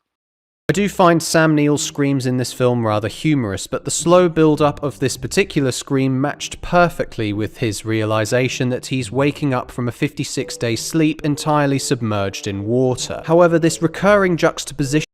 Well, it's not just the water, his mask is also off, so he's essentially kind of drowning, and he's already told earlier in the movie that he's claustrophobic. Oh, shit, yeah. Yeah, is the thing as close as you're claustrophobic? Very. I guess I missed that line. Of horror with comedy is the first plague on this movie. After waking, one of the crew members named Cooper is going around offering coffee. I did cringe a little when he asked Lieutenant Stark if she would like something hot and black inside her. This establishes Cooper... Hang on. What was he gonna say? As the comic relief character who will throw this type of comedy in at the most inappropriate times during the film. Okay, so it's not inappropriate. Like, they're fucking having back and forth. It's one of those other fucking things. It's like, do you YouTubers, like, exist as people? Do they know how people, like, interact with each other? And I think it's also just that anything that's not literally on screen didn't happen. So the fact that they banter back and forth communicates to normal people that these two have worked together a long time and, they should talk each other. Yeah, I'm surprised he didn't go, she flicked him off, meaning they have a troubled history. It's like, what? Like, if this was established as the first time they met, then yeah, it would be a little weird. Establish him as like a little bit of a flirt, a bit of a creep. But if like this kind of playful, like, I flirt and you shit talk me, like back and forth is just how they talk and how they're friends, which were shown that they actually are later on. Yeah. Then yeah, it's fine. But we don't see the friendship before this. So it didn't happen. It's only implied, and implications are for people who can pick up on shit. Mm-hmm. Yeah, understanding social cues. Once again, it's like, you guys real? Are you okay? Do you know how people interact with each other? Yeah, do you know how communication happens? When I told my best friend to go fuck himself, I'm not actually mad at him. It's a fucking thing.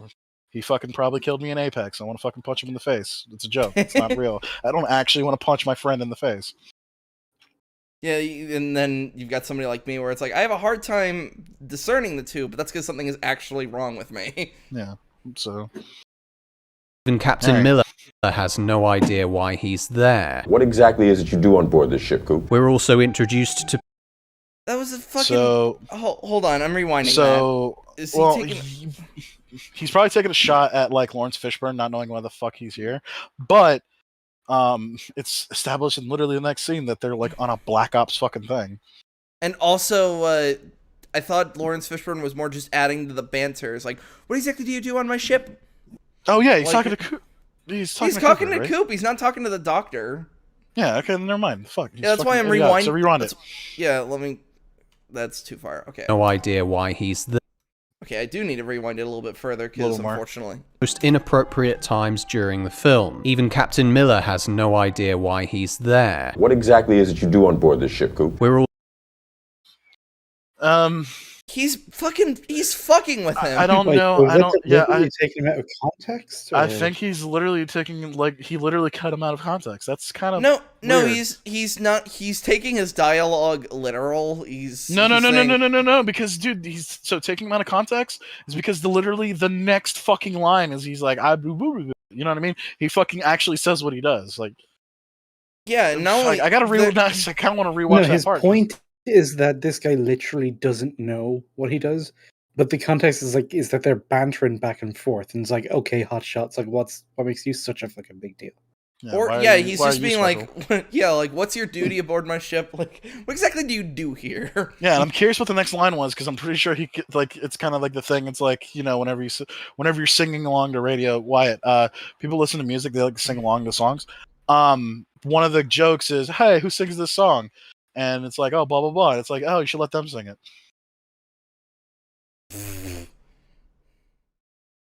Also, you know the answer to just because you're going to jump off of their answer. That Exactly. You know And I don't remember. See, that's me filling in the blanks. I don't remember if that actually happens in the movie. And also, not to mention, they're trying to really introduce themselves to Ware because they kind of had to make the jump really fast, so they weren't able to get proper introductions. They say this 2 seconds later in that scene. Yeah, it's like in that scene where everyone's introducing themselves what they do, they're talking to the new guy. Nobody is telling people shit that they should already know. Except Exactly. I would argue just a little bit when he explains the black hole stuff. But I can give some leeway on that because the black hole shit's kind of fucking crazy though. Like black hole shit's like for nerds like me who like kind of know about that, but like it's like that shit's complicated. Yeah, not the kind of people who would actually be in space. They would have no idea. Yeah. Well, yeah, because you don't fuck with black holes. You don't use them as fucking gravitational pulls unless you're insane like these people, or this guy, I should say, because we don't know who else is part of the secret black project. Let's just boil this down to don't fuck with the Immaterium. Yeah, stay in real space. The warp is not meant to be seen by mortal eyes. Fuck you. Korn's my nigga. We're going to fucking town. We're going there to get him. Let's go. Anyway. Susan tries to kick down your door. You're just like, look at my skin. She's like, no, we're taking you down anyway. Introduced to Peters, another female crew member who was pulled from holiday leave with her disabled son left in the hands of her ex. Coincidentally, Kathleen Quinlan, the actress, also had to leave her son behind in America to act in this movie that was filmed in England. It certainly would have... That kind of sucks. But I mean, it kind of sucks that happened to her, but like, oh shit, that kind of like adds like an extra emotional layer to her performance. Yeah, she could actually pull upon that kind of, like, unfortunately, that level of pain. Mm-hmm. Stanislavski jumping for joy and makes her character stand out amongst the others in terms of performance and writing. Yeah, let's rewind that, because he said something weird. America to act in this movie that was filmed in England. It certainly would have Stanislavski jumping for joy and makes her character... Who the fuck is Stanislavski? Is he a director who really wanted to film people who killed from other countries? What? Stanislavski. I'm probably butchering the fucking... Oh, Russian theater practitioner. Oh, that guy. I remember him. I'm trying to see like why he said sarcastically. I'm trying to just understand why he pulls him up. Is because he like he knows a fucking super duper important dude, and he's so educated. Look how smart he is. Or if this guy was famous for like trying to get as realistic a performance out of his actors as possible, so I was going try to get them to suffer the way that the character was suffering. Why didn't he say Hitchcock then? Because the layman wouldn't, or at the very least, like hopefully understand that, because with like the birds, he actually like tied some birds to the main actress lady, so the pecking scene, she'd come across even more horrified because she actually was being hurt. Don't do what Hitchcock does. Don't actually hurt your actors. Fuck that, dude. Fucking that's how we get Expendables, bitch. Yeah, I want to see pain. I want to see pain. Fucking. If you don't know, the fight between Sylvester Stallone and Stone Cold Steve Austin in that first movie, that took like a week. Or it actually took like a month because like every fucking move, Sylvester Stallone actually fucking hurt himself. Oh, that's hilarious! I didn't know what you were talking There's about. actually a moment where he like does like a dive bomb tackle and like towards Stone Cold's face, and it's like the makeup guys go, "Oh, okay, we gotta get this like fake blood off you." Oh shit, that's real. I thought you were shit talking for a moment. I didn't realize that like that was real about the Expendables. No, yeah, like because they're all fucking like hardcore dudes. They do their own shit, and it's like. But Sly, you're fucking 100 years old, man. You need to calm the fuck down. Well, like, not only that, you'd think Sly would learn from that time he almost fucking died when, what's the guy who played the villain in Rocky IV? Why am I blanking so hard? Dolph Lundgren. When Dolph Lundgren punched him so hard that his chest actually swelled, and he almost had a fucking, like, the doctors reported it's the same type of injury you'd get from, like, a fucking car crash. Like, okay, Sly, you need to calm down, dude. Like, it's fine. Like, because Tom Cruise is pretty fucking stupid, but I don't think he's ever, like, he's not actually fighting people when he's doing his fight scenes. Yeah, I was about to say, like, that whole fucking thing, he fell, like, in a certain way. He wasn't fucking punching Stone Cold in the fucking face. Yeah, he didn't tackle the fucking man and break his fucking ribs. Like, you know what I mean? Yeah, when him and Henry Cavill are fighting that guy in Fallout and somebody gets thrown through the mirror, Tom Cruise did not actually chuck a person through a mirror. That was fake. I wasn't there. He was a non-believer of Scientology. You fucking go. To stand out amongst the others in terms of performance and writing. I mention these characters because given what dark matters will later unfold in the film, throwing humorous elements into the story seems to throw confusion into how we should be reacting to what happens throughout. Nothing scary has happened. It's how it's called character establishment. I know it's kind of foreign to you. Well, I mean, but like, is he watching something horrific happen to someone and he's like, well, I mean, they told a joke earlier, so I don't know if I should really be horrified at this. Yeah, this is probably a comedy. I'm waiting for the punchline. So does this man, if he watched Aliens, would he'd be like, wow, these people made jokes in the cafeteria scene, so when all the aliens are fucking murdering them and they're like, and they're panicking, they shouldn't be panicking. Yeah, I didn't know how to feel. Comedy. That is what this is now.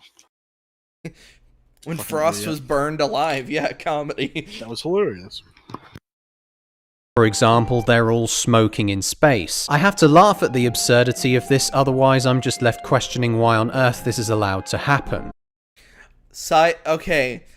It was a funny thing in the 70s and 80s and even 90s. Like, the idea that in the future, we don't give a shit about oxygen preservation. So everybody's fucking smoking. Not even oxygen preservation, it's just, back then smoking inside was normal. So they literally wouldn't have even thought of it as a thing to think of. Because everybody just smoked all the time. It was the 80s. But why didn't they just Google and find out that you shouldn't do that? Well, you say it was the 80s when this was 97. It was 97. The smoking ban still hadn't come into effect in most places. Yeah. And it was still considered normal that you would be able to smoke. When did the smoking on planes ban happen? It's a useless detail, but I'm curious now. It doesn't matter. Like, it's just it's just like it is what it is. They just didn't understand the fucking thing, which is kind of crazy. Thinking like they understood like really high concept like fucking quantum teleporting. Mm-hmm. Oh, 88. That was it was a lot earlier than I thought. Later than I thought it was. But still, smoking indoors was still something that happened like later than that. So it wasn't until like late 2000, like 2010s when it was just like, no, you will not smoke inside. Billy then gives the faster-than-light travel explanation that is also seen in Interstellar. I've heard complaints from other people that this explanation is rather bad. What do you say? You have the piece of paper, you fold it over and you punch a hole in it. That's in a lot of stuff. And I think this might have been one of the earlier films to do it. I think it was the first. I think it was the first. I'm pretty sure it was the first. It's the one that's always fucking like shown as the one that shows it off. Yeah, because when I think of, at the very least, when I think faster than light travel in science fiction or science fantasy, you think of like with aliens where they get in the pods and then just kind of just go there. I think of like light speed from Star Wars, which kind of just pull a lever and then wait a minute and then you're there. Kind of very soft. Yeah, that's why I said science fantasy. Also seen in Interstellar. I've heard complaints from other people that this explanation is rather baffling given how these astronauts should reasonably know about this stuff already. They don't, though. This is literally experimental technology. If the premise is that it's never worked this way before, I can buy that it would require at least some explanation. Yeah. Even if it's just confirmed that this is the theory that turned out to be right. That's literally what they said in the movie. Yeah, that's what they said. They're I think literally it's just going. the impression, because that scene is there for our benefit, it gives the weird impression I got was that they only know as much about this as the audience would. I think that's what was kind of throwing me off.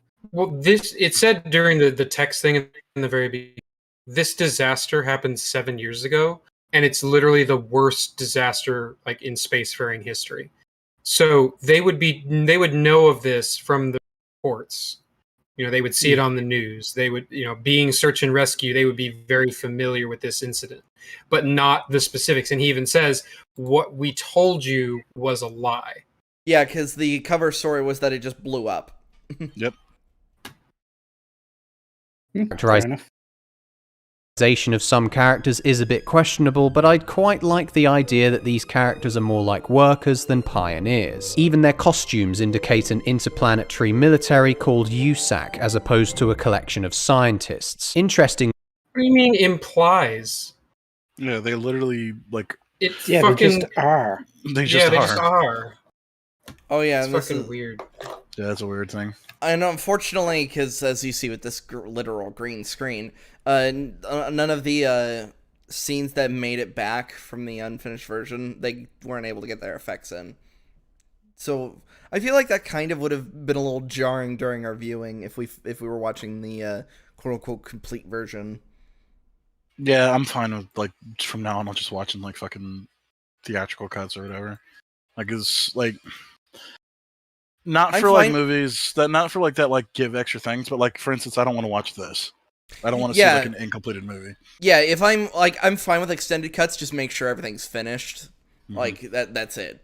Don't do this shit where it's oh yeah, it might add more context, but you'll legit be taken out, ripped right out of the movie because there's a literal green screen. There's literally a green screen. Yeah.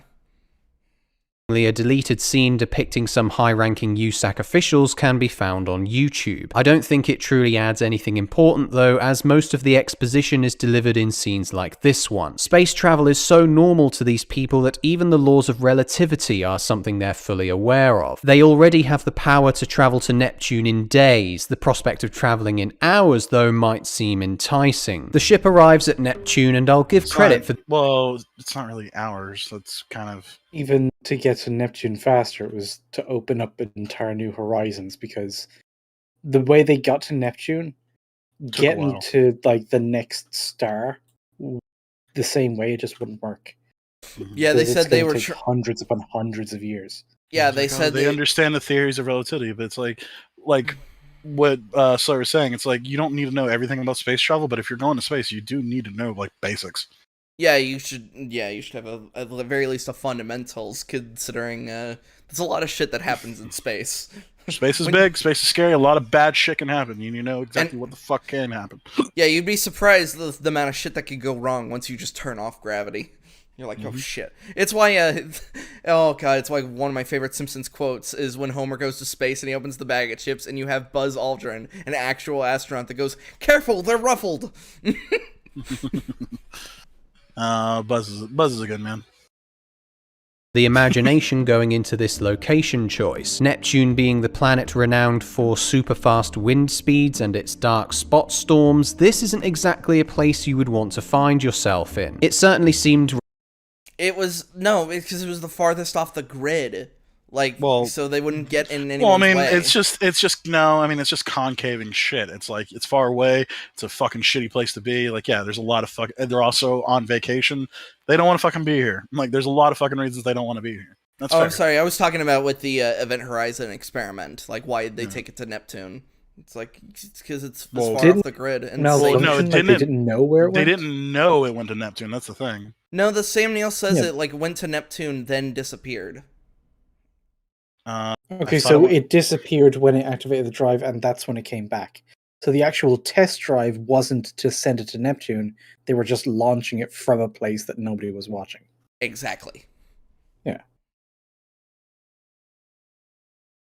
Rather precarious that the ships were able to keep themselves in orbit from within Neptune's atmosphere and didn't just get sucked in by its immense gravity. No explanation appeared to be given as to why they aren't all dead at this point or why they are unquestioningly entering Neptune's atmosphere. Fortunately, gravity does get Wait, what? Can you rewind that? Because like, is he saying that like, why are they doing this? It's like, well, they want to get to the ship. Why is the ship not crashing? Well, because it's fucking haunted. Like you know what I mean? Like, this shit isn't explained in the fucking minute one, but that's the whole point of the movie. Like, these people are trying to figure out what the fuck is going on. He's basically saying like they did the thing with the wormhole explanation. So why aren't we being like 100% realistic with space, such as not being sucked into Neptune's gravity because they're in the atmosphere? But I just kind of waved it off as the thrusters are powerful enough they don't need to worry about that. keep themselves in orbit from within Neptune. In fact, I'm just gonna rewind him. Yeah, rewind it because he's complaining about that. Like, it's weird. Okay, we'll start this over. Choice. Neptune being the planet renowned for super fast wind speeds and its dark spot storms, this isn't exactly a place you would want to find yourself in. It certainly seemed rather precarious that the ships were able to keep themselves in orbit from within Neptune's atmosphere and didn't just get sucked in by its immense gravity. No explanation appeared to be given as to why they aren't all dead at this point or why they are unquestioningly entering Neptune's atmosphere. Fortunately, gravity. Okay, so he's the whole thing about the ship not falling, it's like, well, the whole ship was designed for like search and rescue. It makes sense that like the ship doesn't fucking fall in gravity. Like, that's just like, yeah, like I said, he feels like this is a nitpick. So it's like, all right, I guess you didn't fucking like the sci-fi of it. Yeah, that's why I argue. That's why I legit just waved my hand and went, the thrusters are powerful enough to fight the orbit. Yeah. It's the future. We can kind of have like retro rockets or like those little tiny rockets that help steer. Those can be powerful enough to keep a ship afloat. Yeah, like if like he's having issues with this, it's like, oh, then why do you have an issue with the ship reaching Neptune? That's impossible by our standards right now. You fucking moron! Like, of course, like you know what I mean? It's like guys, if you want to do this, we can literally do this for the entire fucking thing. But that's why it's sci-fi. You guys talk amongst yourselves for a minute. I will be right back. Yeah, this guy's a fucking idiot. Yeah, not a great start, and we're not all that far in. Yeah. But I guess I'm just he seems confused. to be doing the nostalgia critic thing, where he has to have something to say about every single individual scene. And that shit fucking gets really to me. You fall into the trap of saying something for the sake of saying something, even if the scene was fine. Mm-hmm. Do we have to find the most tismy videos apparently to cover? Because I feel like we can cover people's videos who make decent points or who bring up things that might be worth discussing. Because if all we're using them as a launching point for other conversation, they don't necessarily have to be like the hottest fucking takes on the planet.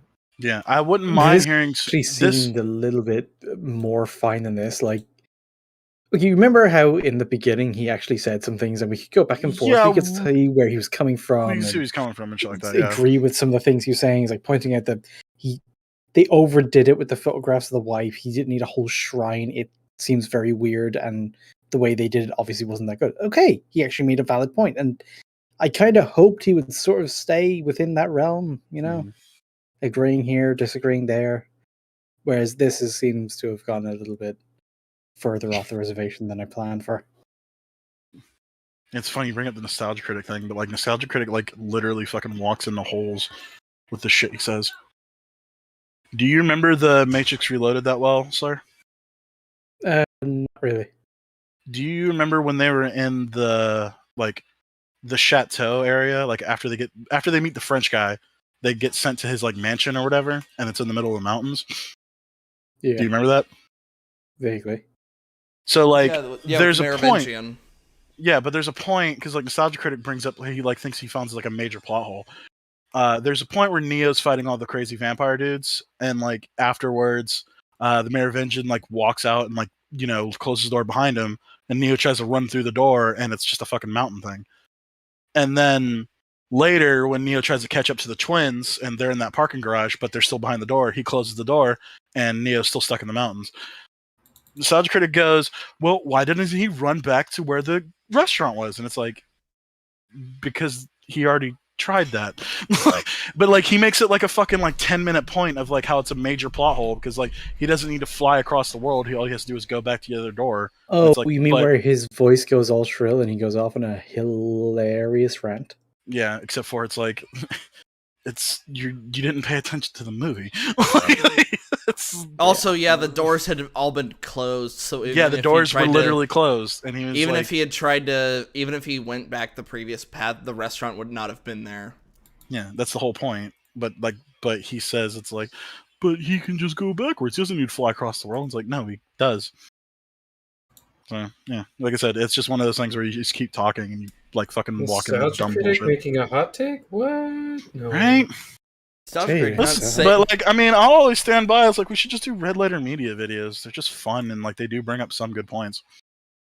They bring up a lot of good points usually, depending on the movie. I'm pretty sure they've done a review on fucking Event Horizon. They have, and we're not too late. We should have done that one. Hold on, we still could if we wanted to. Yeah, that's what I was trying to say. We're not too late. We actually literally could just switch back over. We could, but let's see we're kind of already committed, so let's just see where this guy takes it. I mean, we're 6 minutes in of a 20-minute. We're not that committed. We're not. Yeah, but like he's already. But the thing is, like hits and misses, he's kind of had more hits than misses so far. So let's see. All right. And we haven't given that fucking that hit that we stopped on like that much time to breathe. Like he might fucking have a point about it. But he does get put into the equation once they start boarding the Event Horizon. Floating gloves and liquid produced some interesting and unique moments in this tense, quiet segment of the film. With the help of gravity boots, one of the characters finds the most interesting bit of set design in the engine room. Just like the spinning zoom out from magnet boots. You mean the room of pure 100% fucking evil? Well, he said gravity boots. It's literally magnet boots. No, I'm talking about when they go into the... It's one of those things where it's like, it feels like I'm nitpicking, but it's like, were you paying attention? Yeah, they weren't grab boots, they were mag boots. Yeah, but the thing is, like, going with that, where it's like, well, he doesn't even know the people on the ship. It's like, was that a joke, or did you not pay attention to the scene? Oh yeah, we're running to into the CinemaSins problem. We can't tell. That's what I'm saying. So I don't know, and that's the thing. He doesn't seem like he's a fun person, so I'm assuming these are like real points that he thinks he's making. If we went into the room with the core, I think all of us would be like, okay, so this room is just evil, right? Well, no, I'd be like, oh, this is some Stardust shit. Captain, we need to get the fuck away from this. I don't fucking dig this. He's like a Stardust, and then I pull up the fucking video that I got saved from 100 years ago and show him a Stardust, and he's like, man, that's some fuck shit. I'm like, yep, we need to get off the ship. Also, do you remember that part where we were listening to a bunch of people screaming and one guy like chanting in Latin? Yeah, why the fuck are we here? Let's go. On Billy's room scene earlier, the rotating blades in this corridor produce a dizzying feeling, accompanied by the sight of silhouetted spikes in the engine room and how the doors seem to have rows of teeth attached to them, gives our first allusion to this idea of the ship being alive and... Alive? Oh. I kind of is. Guess. Kind of is, yeah. Yeah, kind of is. That's what he says. That this character Justin has just walked inside the belly of the beast. Once again, the set design is very impressive, seeing this revolving structure slow to a halt and blind this character. It does make you question what exactly these spikes were designed for, given that this all came from the mind of Billy. It also seemed a bit odd that nobody in... Yeah. Design of the thing is needlessly evil. It's some fucking Mortal Kombat fucking stage fatality setup bullshit. Like I'm building basically I'm a very advanced engine, but I'm gonna make it look like a portal to hell just in case. I'm gonna give credit here. They fucking resisted the urge to actually have somebody get impaled on that shit. It would have been super easy. Barely. Oh, yeah. No, they didn't actually do that. In all the flashbacks of the horror of what happened. Oh to yeah, the there are crew. people impaled on the spikes in the little flashes. Yeah. Oh, were they? Okay, Yeah. never mind. Wait, were you not laughing? I guess I missed it. Like, it's one of those things that just blinked and I missed Well, it. I was going to say it literally is blink and you'll miss it. I'm just looking at I'm just looking at Sam Neill and I'm just thinking this guy designed the most evil engine room in the history of science fiction. Was that his intention?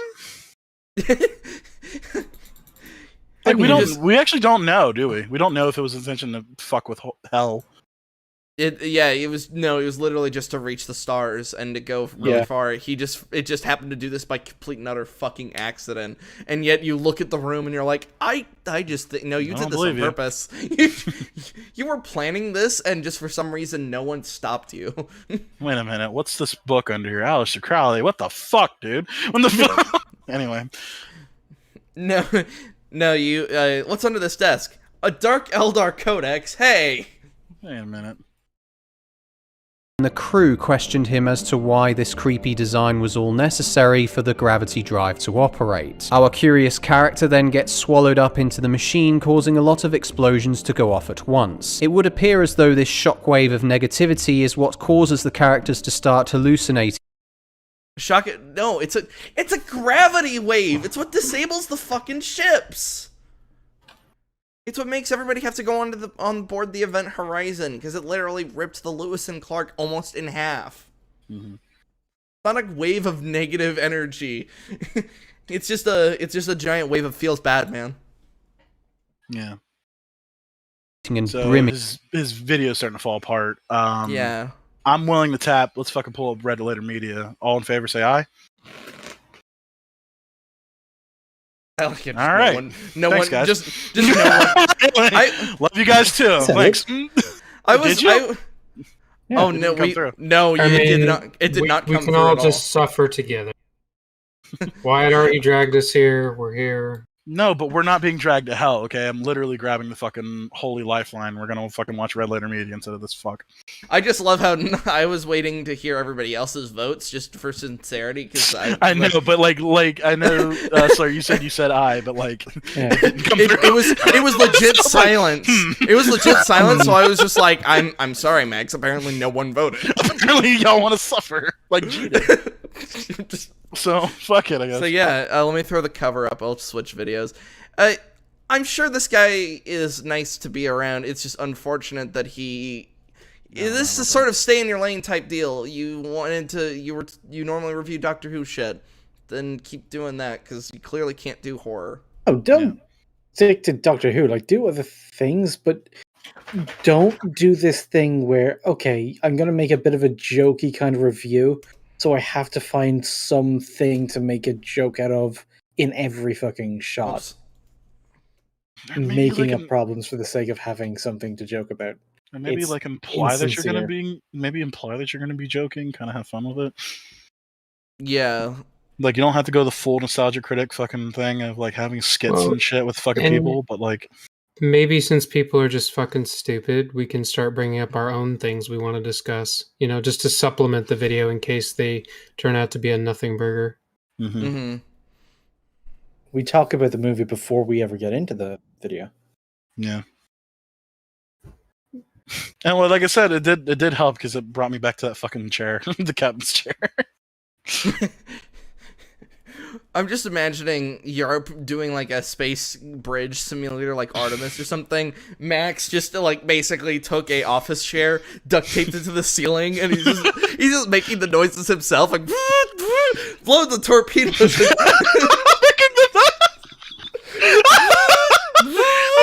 Michael Wenzeling is what you're saying. Yeah, and then the radar start going. Slurp, give more power to the engines. You're like fucking JP from Grandma's Boy. But your chair is barely holding on. You would understand if you had robot ear.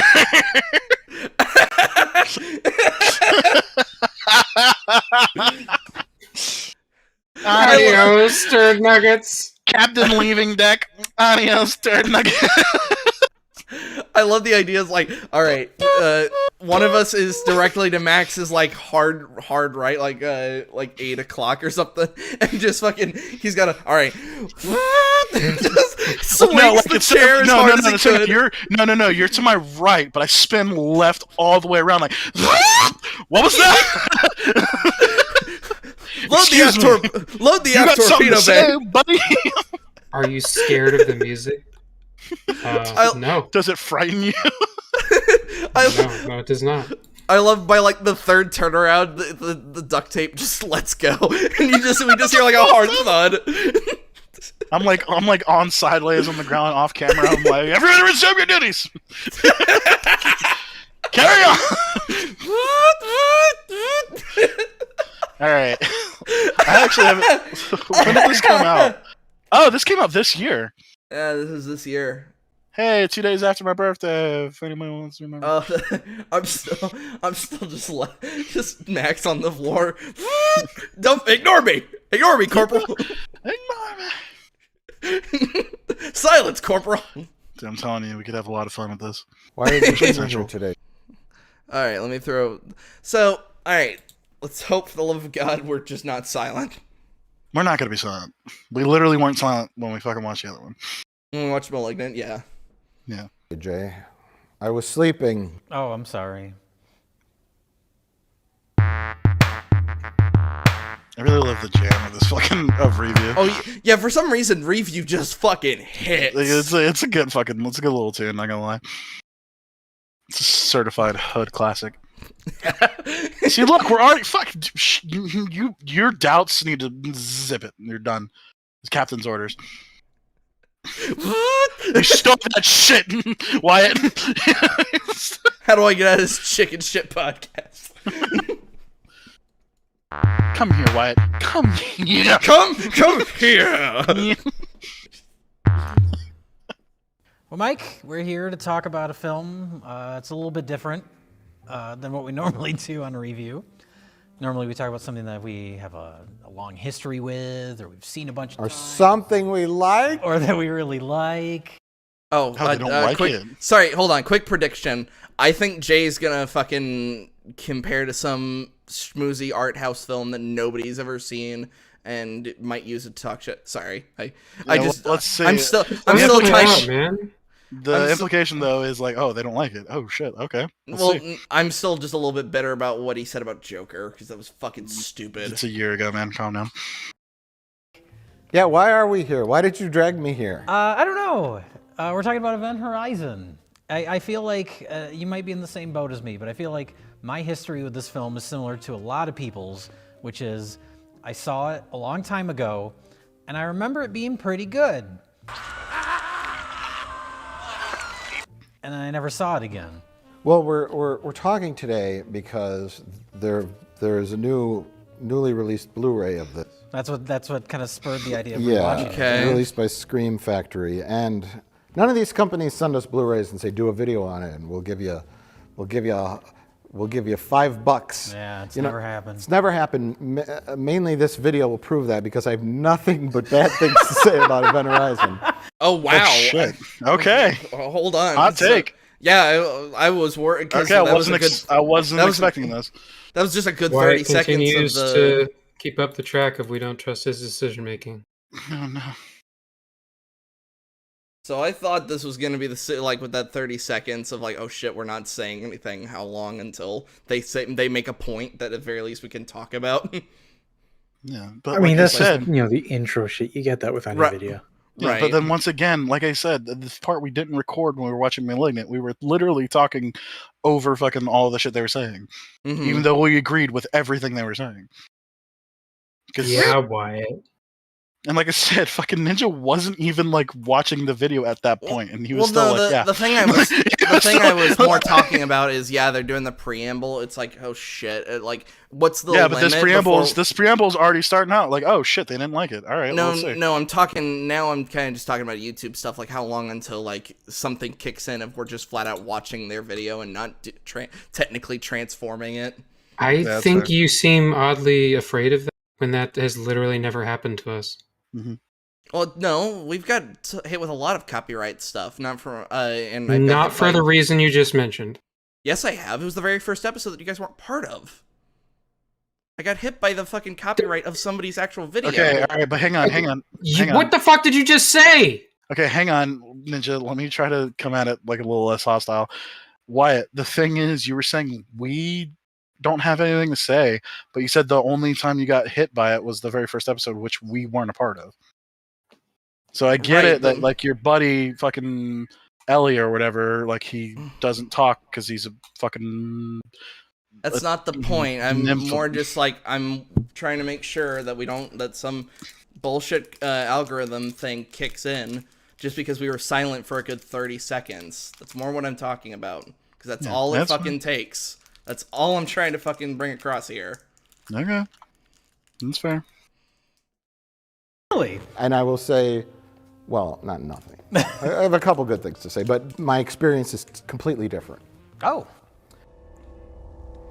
Don't do this. And I watched Event Horizon, and I thought, ugh.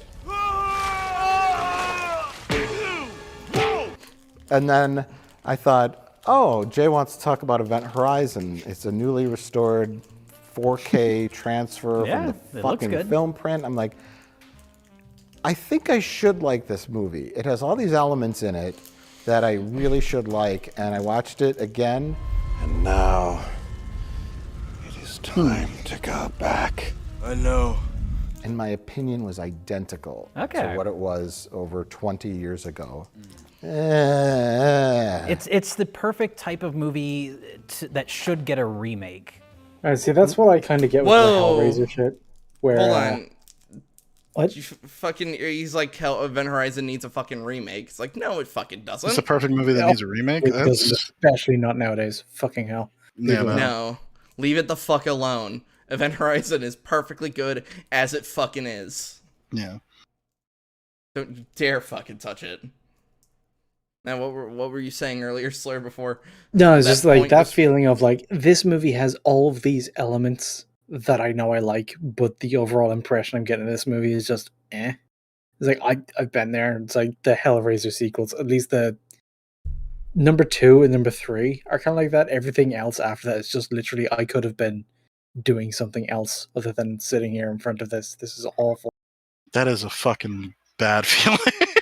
Yeah, not good. Like, you shouldn't have that feeling when doing any kind of media. It's like, oh. Yeah, nothing. I feel like I'm wasting time. Yeah, nothing is worse than nothing is worse than the feeling of abject boredom because you're like, fuck. It makes you want to just stop. Yeah, exactly. Because at least anger, like, you can kind of persevere through that. The same with like you don't need to persevere through joy because then you could just talk about what you're enjoying. But abject boredom, you're like, why even continue? Approaching nihilism. Yeah, and apathy. Apathy is death. No, because it's a cool premise. It's a terrible premise. So you hate it to its core. This is interesting. Literal. One, it's I think the not the first film by Paul W.S. Anderson. It's his third film. Yeah, he made a famous movie in England called Shopping. Mm-hmm. I think I saw that once. Slur, you're the closest to England. Have you seen this film that nobody's ever fucking heard of? You're in England. No, on both counts. Yeah, where they're like smashing cars into storefronts, and it got banned in Britain, and it was like, oh, and then it's got so hold on, right. Got banned in Britain because it smashed through storefronts. Wait, it could have been like it could have been for any fucking reason. Someone in authority thought that it glorified public disorder and antisocial behavior. It might have caused a bit of uproar, but that doesn't mean people didn't see it. Yeah. And I think this might have been his first like big American. Well, no, before this, what got him this job, he did the Mortal Kombat film. Oh, hell yeah. So Mortal Kombat predates Event Horizon, okay. Yeah, it does. All right. By a few years, because Mortal Kombat was 92, wasn't it? 95. 95? All right. Damn, so long ago. The year I was born. Time your cruel mistress.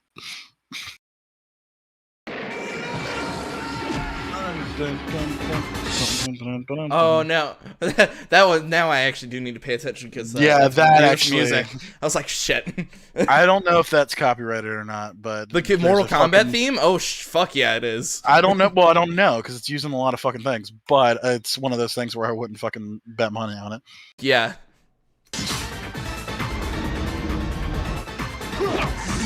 You probably just mute it. Yeah, well, the thing is, I can't mute it and then let you guys tell me when it comes back, because oh yeah, that's true. Because we all share the volume, unlike something like. See, I would love to use Watch Together if it worked, but it doesn't. Which is a movie that people pretend to really love, even though it's awful. That's like I mean, so why does everybody keep saying that? That's not pretending to love it. It's not pretending. About the fact that people enjoy how goofy it is. I haven't seen it since I was a kid. Is it really this like unenjoyable fucking bad movie? there's some stupid shit in it. It's hilarious. So that's the thing. It's like not pretending to love it. It's just fucking campy. Like it's enjoying the ways in which it's fucking awful. Because I remember in Critical Drinker's new Mortal Kombat review, he said something like that the original wasn't even that good. It's like, I remember loving the shit out of it as a kid. In fact, one of the reasons that people go back to rewatch it is just because of how fucking goofy it is. Yeah, it's so bad it's good, and it's still better than the new one. They legit have a fucking character just come out of nowhere named Art, and it's like, oh man, Art, so good to see you. Oh yeah, Art, we love you. Didn't Art and then he gets fucking Goro? Murdered by Goro, and everybody's like, no, Art, and it's like, who? It's I guess you couldn't even get fucking Jax as the fucking character to get now. It's just this random black guy named Art. And he gets fucking brutalized. That unfortunately kind of reminded me more of his review where he was like, "It's not with the new Mortal Kombat, it's not a good movie, but what you would expect." And it's like, oh, what the fuck? What kind of attitude? Well, I mean, it's just one of those things where it's like, oh, he probably didn't play the games. That's fine. Yeah. Like I said, it's strange. Hoping the new one would be bad in ways that were reminiscent of the old one. That's kind of what we wanted. That's what we expected. That's not. No, I wanted a legit Mortal Kombat movie. That's not all of us. Yeah, a legit Mortal Kombat movie is inherently going to end up being really goofy because Mortal Kombat is really fucking goofy and over the top. MK9, it's the nature of the beast. Well, no, MK9 kind of fucking plays it serious. There is some funny moments with Johnny Cage and all this shit, but it actually does tell a really well done story. Granted, it does fucking build off the back of all the other campiness and dumb shit because it's a fucking weird timey-wimey bullshit. It's baked into the recipe that it's goofy, and that's fine. It's why people love it so much. I guess, but I'm saying, the actual story of the fucking game is actually pretty serious. Yeah, well done. That's why it feels so weird because we're in a post Mortal Kombat 9 environment where now X and 11 kind of go batshit crazy and they kind of go back to the thing. And X does it in a dumb way, and fucking 11 kind of especially with the DLC campaign, it kind of goes into the campiness fun of it. Well, especially since you brought back the actor that played fucking Shang Tsung from Shang Tsung, and his whole direction was hey man, just anytime you're on screen, just chew the fuck out of that scenery for us. Yeah, just do what you did back then. She is exactly upset with my methods of doing. Last time you met her, you tried to kill her. Yes. It's they fucking leaned into it. That's total nostalgia. I liked it when I was a kid, so I still pretend to like it. It's okay to not like. Okay, he has to stop with that pretending to like. What does that even mean? Who does that? So secretly, we all actually hate the Mortal Kombat movie. We're all just in this elaborate ruse, a trick that we, the population, are playing on him to convince him that we like it. It's no, people just think it's funny. Well, yeah, the same thing with the Earth being round. That's not real. Oh shit! You were a kid. True. Okay, so yeah, this. The fact that Mike agreed with him actually kind of just that hurt a little bit. Well, he's not fully agreeing with him. He's just trying to move on. Yeah, I think he's just not really going to get into that whether he agrees or not. He's just yeah, sure. It's kind of like getting out of the weeds, you know. I guess I don't know if somebody said true. I would assume that means they're agreeing with me. Well, yeah, he's agreeing but he's not really fully endorsing that he thinks the same. He's like, oh yeah, sure, yeah.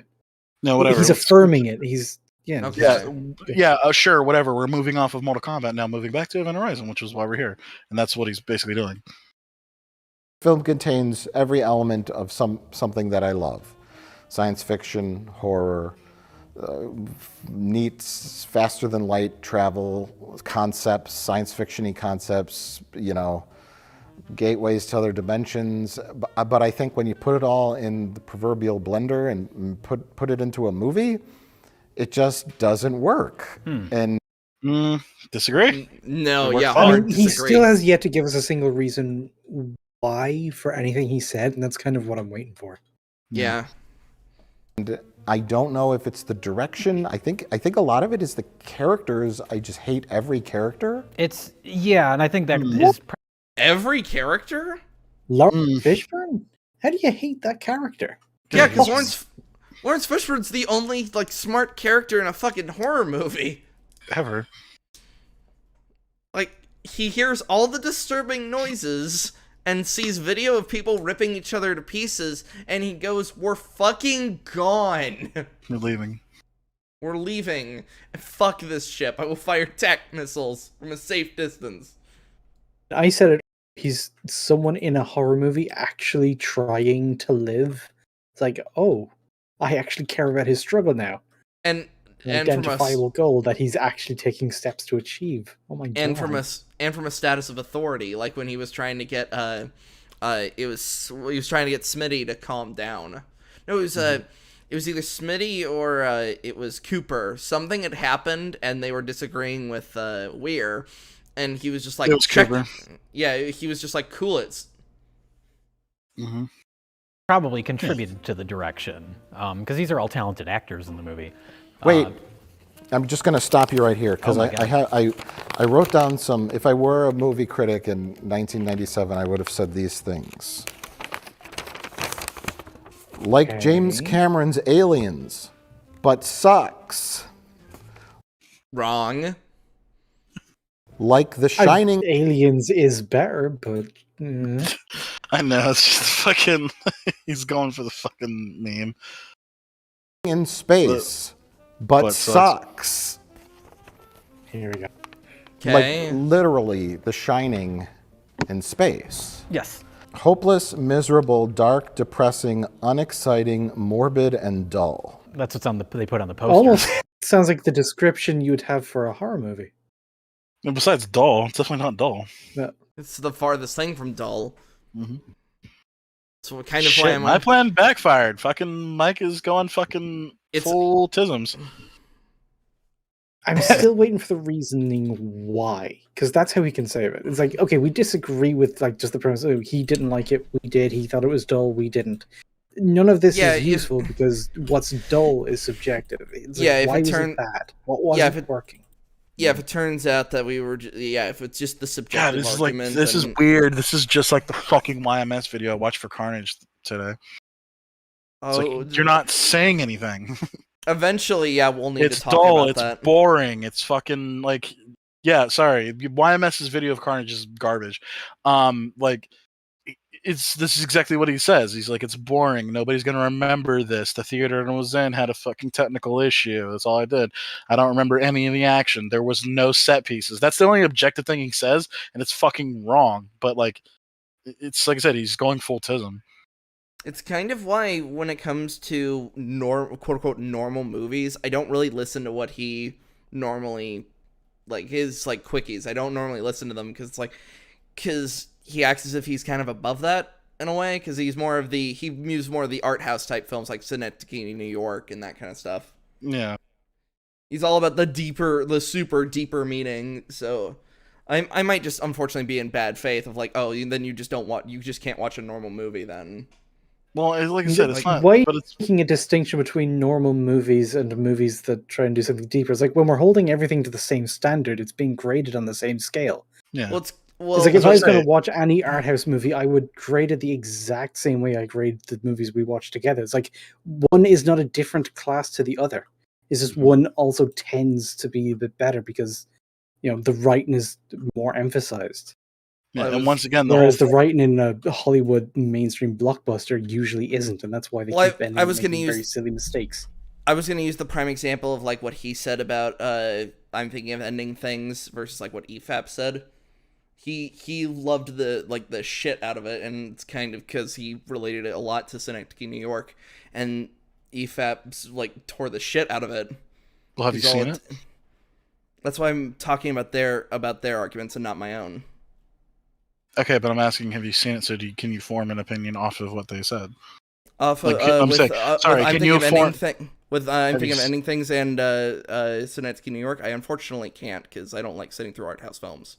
Okay, well then there's no point of that, because the whole thing is the reason why I can counter fucking YMS saying that, because I saw the movie, and so it's like, oh, you weren't paying attention, like that's literally not what's in the movie. Everything you're saying is subjective, and the only objective thing you said is untrue. Mm-hmm. Saying a movie doesn't have set pieces is also fucking like a weird fucking statement. Yeah, that was really weird when you told me that, because it's like every film has set pieces. Because just them being somewhere is a set piece. Mm-hmm. Even if they stayed in one single room, the set piece would be that room. And like, I think he means it doesn't have like big stable moments like a climactic battle or. Yeah, but the thing is, like, so that's the thing. Correct. Well, hang on. Well, that's what I was gonna say. Like, my understanding of set pieces is what I understand from video games, which set pieces are something that, like, while you're in the middle of a video game, the video game tracks you over and, like, look at this fucking thing that's happening right now. So it's basically a major event happening in it. And the whole scene of Carnage breaking out of prison is like a 5-minute scene of him just going to town and getting out of the prison. So it's like... that is a set piece. That is a set piece. Like, whether or not you think the action was good or not, and like I said, I admit it was just fun. Like, if I fucking, I didn't have anything glaring staring at me in the fucking action of it. But like, so if I would sit down and now analyze it, probably there's something bad about it. But like, for the most part, it was solid action. Like, and once again, it was action happening on the thing. Like, he's saying nothing. There's another thing. He says nothing happens in this movie. It's like, all right. Those are all your like one-word critic. Variety says dull. I do believe it was critically banned when it came out. I don't. Think it was a big flop. I don't remember reading the reviews, but I don't think it did very well. It was a big flop. It's one of those movies that it kind of flops in the theaters. I don't know if it played on cable. I don't know. Do we know the reviews at the time were saying? I'm going to bring up a 19 reviews of the movie, and they all seem pretty positive. For as far as I understand, it was just a commercial failure. Horizon review 1997. Let's see if I can find like an article from like a newspaper that got transferred over.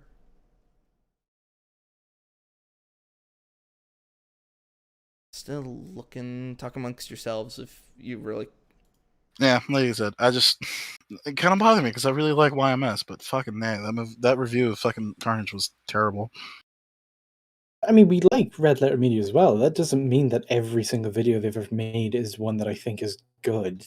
But like, I guess the main I guess this is, like I said, this is running into the same issue. It's like, I really enjoyed the product they're talking about, and the fact that like it's kind of being put in bad faith, it just like puts them in a negative light. So it's like, Which is not explaining why. It's like they'll say a thing and they still like joke about it. And I get that it's like the way they do it is very it's the way they do it. It's like, just cut it down.